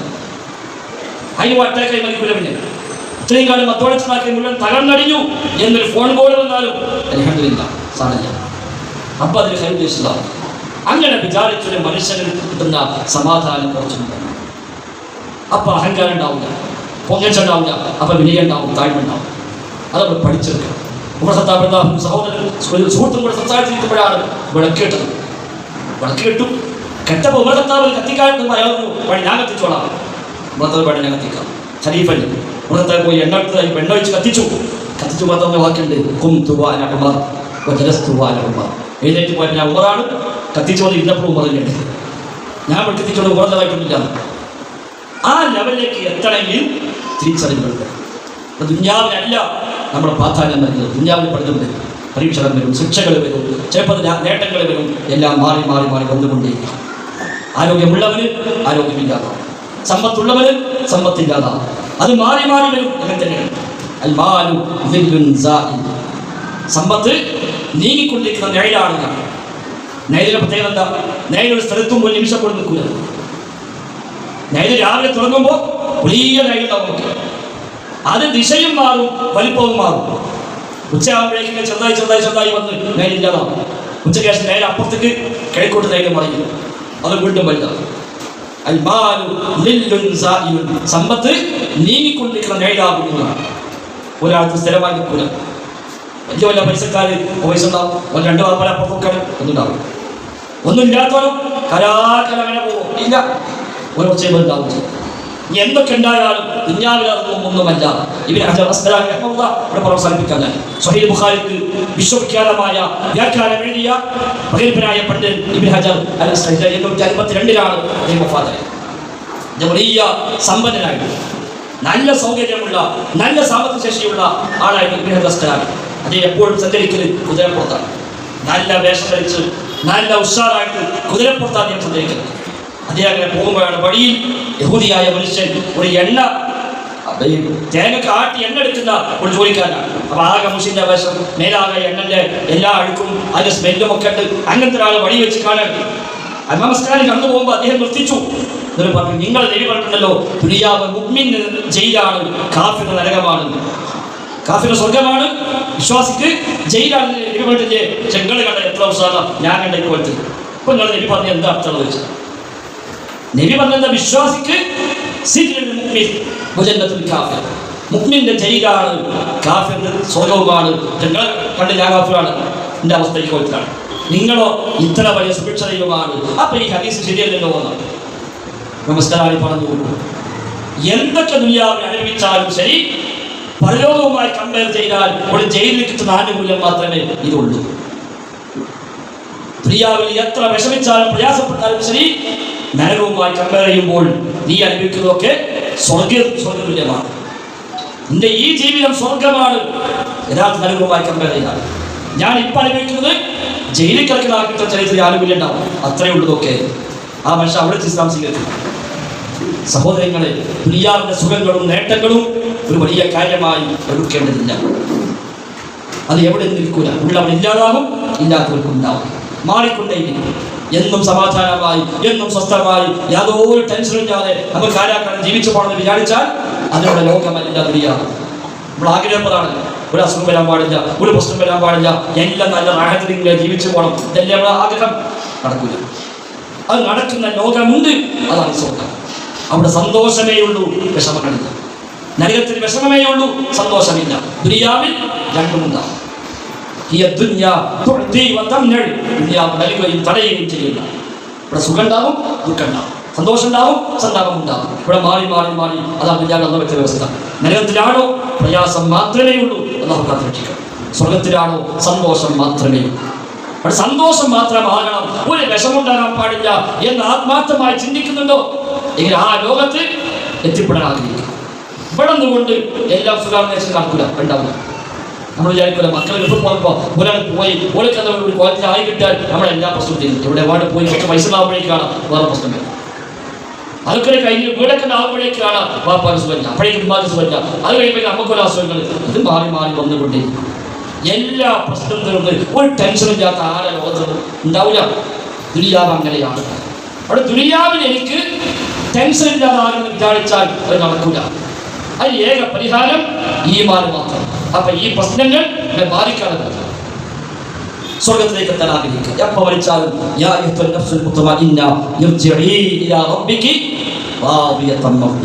എന്ന സന്തോഷ വാക്കുകൾ കേട്ട് ആ ഒരു മംഗളാശംസകൾ കേട്ടുകൊണ്ട് ദുനിയാവിൽ പോകാൻ പറ്റും. സമാധാനമടഞ്ഞ ആത്മാവേ, തുമന്നിനത്തുള്ള സമാധാനമടഞ്ഞ ആത്മാവേ വരൂ, മടങ്ങി വരൂ, അല്ലാഹുവിലേക്ക് വരൂ. എങ്ങനെ? നിനക്ക് അല്ലാഹുവിനെ തൃപ്തിയാണ്, അല്ലാഹുക്ക് നിന്നെയും തൃപ്തിയാണ്. അതാണ് പ്രധാനം. നിനക്ക് അല്ലാഹുവിനെ തൃപ്തിയാണ്, അല്ലാഹുക്ക് നിന്നെയും തൃപ്തിയാണ്. സവിശേഷം എന്താ? റളിയല്ലാഹു അൻഹും വറദു അൻഹു. അവർ അല്ലാഹുവിനെ തൃപ്തിപ്പെട്ടു, അല്ലാഹു അവരെ തൃപ്തിപ്പെട്ടു. നമുക്ക് കിട്ടേണ്ടത് എന്താ? റാദിയത്തൻ മർദിയ. അതാണ് റളിയല്ലാഹു അൻഹു പറഞ്ഞത്. അല്ലാഹുവിനെ തൃപ്തിപ്പെടുക, അല്ലാഹു നമ്മളെ തൃപ്തിപ്പെടുക. ഇബ്നു സൈമി റഹിമഹുല്ലാഹ് തഫ്സീറിൽ പറയുന്നു, നീ അല്ലാഹുവിനെ തൃപ്തിപ്പെടലല്ല വലിയ കാര്യം, അല്ലാഹു നിന്നെ തൃപ്തിപ്പെടലാണ്. നീ അല്ലാഹുവിനെ സ്നേഹിക്കലല്ല വലിയ കാര്യം, അല്ലാഹു നിന്നെ സ്നേഹിക്കലാണ്. നീ അല്ലാഹുവിനെ ഓർക്കലല്ല വലിയ കാര്യം, അല്ലാഹു നിന്നെ ഓർക്കലാണ്. ഫദ്കുറൂനി അദ്കുറുക്കും. നിങ്ങൾ എന്നെ ഓർക്കുവീൻ, ഞാൻ നിങ്ങളെയും ഓർക്കുന്നതാണ്. നിങ്ങൾ എന്നെ ഓർക്കുവീൻ, അതല്ല വലുത്. അല്ലാഹുവിനെ ഓർക്കുക എന്നാൽ എന്താ കിട്ടാൻ പോണത്? അത് അല്ലാഹു നമ്മളെ ഓർക്കുക, അതാ കിട്ടാനുള്ളത്, അതാണ് വലുത്. ആ ആയത്തിന്റെ തഫ്സീറിൽ ഇബ്നു സൈമി റഹിമഹുല്ലാഹ് നീ അല്ലാഹുവിനെ ഓർക്കുന്നതിനേക്കാളും വലിയ കാര്യം അല്ലാഹു നിന്നെ ഓർക്കുകയാണ്. فإن ذكرني في ملأ ذكرته في ملأ خير منه എന്ന് ഇമാം ബുഖാരി ധരിക്കുന്ന ഖുദ്സിയായ ഹദീസിൽ കാണാം. അല്ലാഹു പറഞ്ഞു എന്ന് നബി തങ്ങളുടെ പറഞ്ഞ ഹദീസ്. അതിനെ പറയാ, അവൻ എന്നെ ഒരു സദസ്സിൽ വെച്ച് ഓർത്താൽ അതിനേക്കാളും ഖൈറായ സദസ്സിൽ വെച്ച് ഞാൻ അവനെയും ഓർക്കും. നമ്മൾ ഇവിടെ വെച്ച് അല്ലാഹുവിനെ പറ്റി പറഞ്ഞല്ലോ, ഇവിടെ വെച്ച് അല്ലാഹുവിനെ കുറിച്ച് പറഞ്ഞു. ഈ സദസ്സിൽ ഇതിനേക്കാളും ഖൈറായ സദസ്സിൽ അല്ലാഹു നമ്മളെ പറ്റി പറയും, മലക്കുകളുടെ സദസ്സിൽ വെച്ച്. അതാ വലിയ കാര്യം. കേട്ടോ, നബിയെ പറയുക, നിങ്ങൾ എന്നെ സ്നേഹിക്കുന്നുവെങ്കിൽ, അല്ലാഹുവിനെ സ്നേഹിക്കുന്നുവെങ്കിൽ നിങ്ങൾ എന്നെ പിൻപറ്റുക. ആ ആയത്തിനെ കടന്നു നോക്കുന്നത്, നിങ്ങൾ അല്ലാഹുവിനെ സ്നേഹിക്കുന്നുവെങ്കിൽ നബിയെ പിൻപറ്റുക, എങ്കിൽ നിങ്ങൾ അല്ലാഹുവിനെ സ്നേഹിക്കുന്നവരാകും തന്നെ വന്നത്. ശരിക്കും ആയത്തെന്താ? നിങ്ങൾ അല്ലാഹുവിനെ സ്നേഹിക്കുന്നുവെങ്കിൽ നബിയെ പിൻപറ്റുക. അപ്പൊ നബിയെ പിൻപറ്റെന്താവാം? അല്ലാഹുവിനെ സ്നേഹിക്കുന്നതാവും. പക്ഷെ ആയത്തിന്റെ വാക്ക് എന്താ? യുഹ്ബിബുക്കും, അല്ലാഹു നിങ്ങളെ സ്നേഹിക്കുന്ന. നബിയെ പിൻപറ്റിയാൽ അല്ലാഹു നിങ്ങളെ സ്നേഹിക്കുന്നു. അപ്പൊ നമ്മൾ അല്ലാഹുവിനെ സ്നേഹിക്കുന്നതിനേക്കാളും വലിയ കാര്യമാണ് അല്ലാഹു നമ്മളെ സ്നേഹിക്കുക. നമ്മൾ അല്ലാഹുവിനെ സ്മരിക്കുന്നതിനേക്കാളും വലിയ കാര്യമാണ് അല്ലാഹു നമ്മെ സ്മരിക്കുക. നമ്മൾ നമ്മളെ തൃപ്തിപ്പെടുന്നതിനേക്കാളും വലിയ കാര്യമാണ് അല്ലാഹു നമ്മെ തൃപ്തിപ്പെടുക. അല്ലാഹു സ്വഹാബത്ത് നേടിയത് റളിയല്ലാഹു അൻഹും വറദൂ അൻഹു. അല്ലാഹുവിനെ തൃപ്തിപ്പെട്ടു, അല്ലാഹുവിനെ തൃപ്തിപ്പെട്ടു. സ്വർഗ്ഗത്തിലേക്ക് പോണ മനുഷ്യന്മാരെ ക്വാളിറ്റി റാദിയത്തൻ മർദിയ. അവർ അല്ലാഹുവിനെ കുറിച്ച് തൃപ്തിപ്പെട്ടവരാണ്, അല്ലാഹുവിനെ തൃപ്തി ലഭിച്ചവരുമാണ്. ഈ സന്തോഷ വാർത്തയും കേട്ട് ദുനിയാവിൽ പോകാൻ കഴിയും. അതിന് ഇത്തരം പാഠങ്ങൾ നമുക്ക് നിമിത്തമാകും. ദുരന്തങ്ങൾ ഉണ്ടാകുമ്പോൾ, പരീക്ഷകൾ വരുമ്പോൾ അവിടേക്ക് ഞാനൊന്നുമല്ല, എനിക്കൊരു കഴിവുമില്ല, എല്ലാം റബ്ബിന്റെ കൈവശമാണ്, അവരുടെ തീരുമാനമാണ്. നമ്മളെ എന്തൊക്കെ സംവിധാനം രാജ്യം ഒന്നാകും കിട്ടും. ഇതിൽ എത്ര മനുഷ്യന്മാരെ കണ്ടെത്താൻ ബാക്കിയാണ്? 11-12 വയസ്സായി, 15 ഇപ്പോഴും കിട്ടുക മണ്ണിലടി. ഒരു വലിയ ലോറിക്ക് ഒരു മനുഷ്യനെ ഒന്നാകെ പോയിട്ട് കിട്ടിയത്. എന്തെല്ലാം സംവിധാനം, എത്ര കോടി രൂപ ചെലവഴിച്ചു. ഈ രാജ്യത്തെ എല്ലാ സംവിധാനം ഉപയോഗപ്പെടുത്തി ലോകം മുഴുവൻ ശ്രദ്ധിച്ചു, എന്നിട്ട് പോലും ഒന്നും ചെയ്യാൻ പറ്റില്ല. അതാണ് മനുഷ്യൻ. വഈഫാണ് അവൻ. ആ വഈഫായവനാണ് അഹങ്കാരിയായി മാറുന്നത്. സഹോദരികളെ, അഹങ്കരിക്കാൻ പറയുക, വിനയപ്പെടുക. ഹസൻ ബസ്രി റഹിമഹുല്ലാഹ് ചോദിക്കുന്നത് എന്താണ് വിനയം? അദ്ദേഹം പറഞ്ഞത്, ഏതൊരു മുസ്ലിമിനെ കണ്ടാലും അവൻ എന്നേക്കാൾ ഖൈറായവനാണ് നീ ചിന്തിക്കുക, അതാണ് വിനയം. ഏത് മുസ്ലിമിനെ കണ്ടാലും അവൻ എന്നേക്കാൾ ഖൈറായവനാകുന്നു എന്ന് നീ ചിന്തിക്കുക. ഞാനാണ് സാറല്ല. നമ്മളെന്താ വിചാരിക്കല്? നമ്മളൊക്കെ തിരക്കില്ല, എന്താ പോലെ കഥ, തിരിച്ചാലോചിക്കുക. ഒരു മുസ്ലിമിനെ കണ്ടാൽ അവൻ എന്നേക്കാൾ ഖൈറായവനാണ് എന്ന് ചിന്തിക്കുന്നുണ്ടോ അത് വിനയമാണ്. ഏതെങ്കിലും ഒരാൾ അയാളെക്കാൾ നിനക്ക് മെച്ചമുണ്ട്, നിനക്ക് അയാളെക്കാൾ പദവിയുണ്ട് തോന്നുന്നുവെങ്കിൽ അത് അഹങ്കാരമാണ്, കിബറാണ്.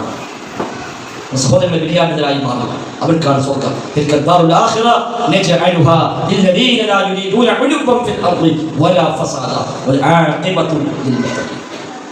ഭൂമിയിൽ ഔന്നിത്യം ആഗ്രഹിക്കാത്ത, വലിപ്പത്തരം ആഗ്രഹിക്കാത്തവർ അവർക്കാണ് സ്വർഗ്ഗം. ആഖിബത്ത് അവസാന വിജയം, പര്യവസാനം മുത്തഖീകൾക്കാണ്.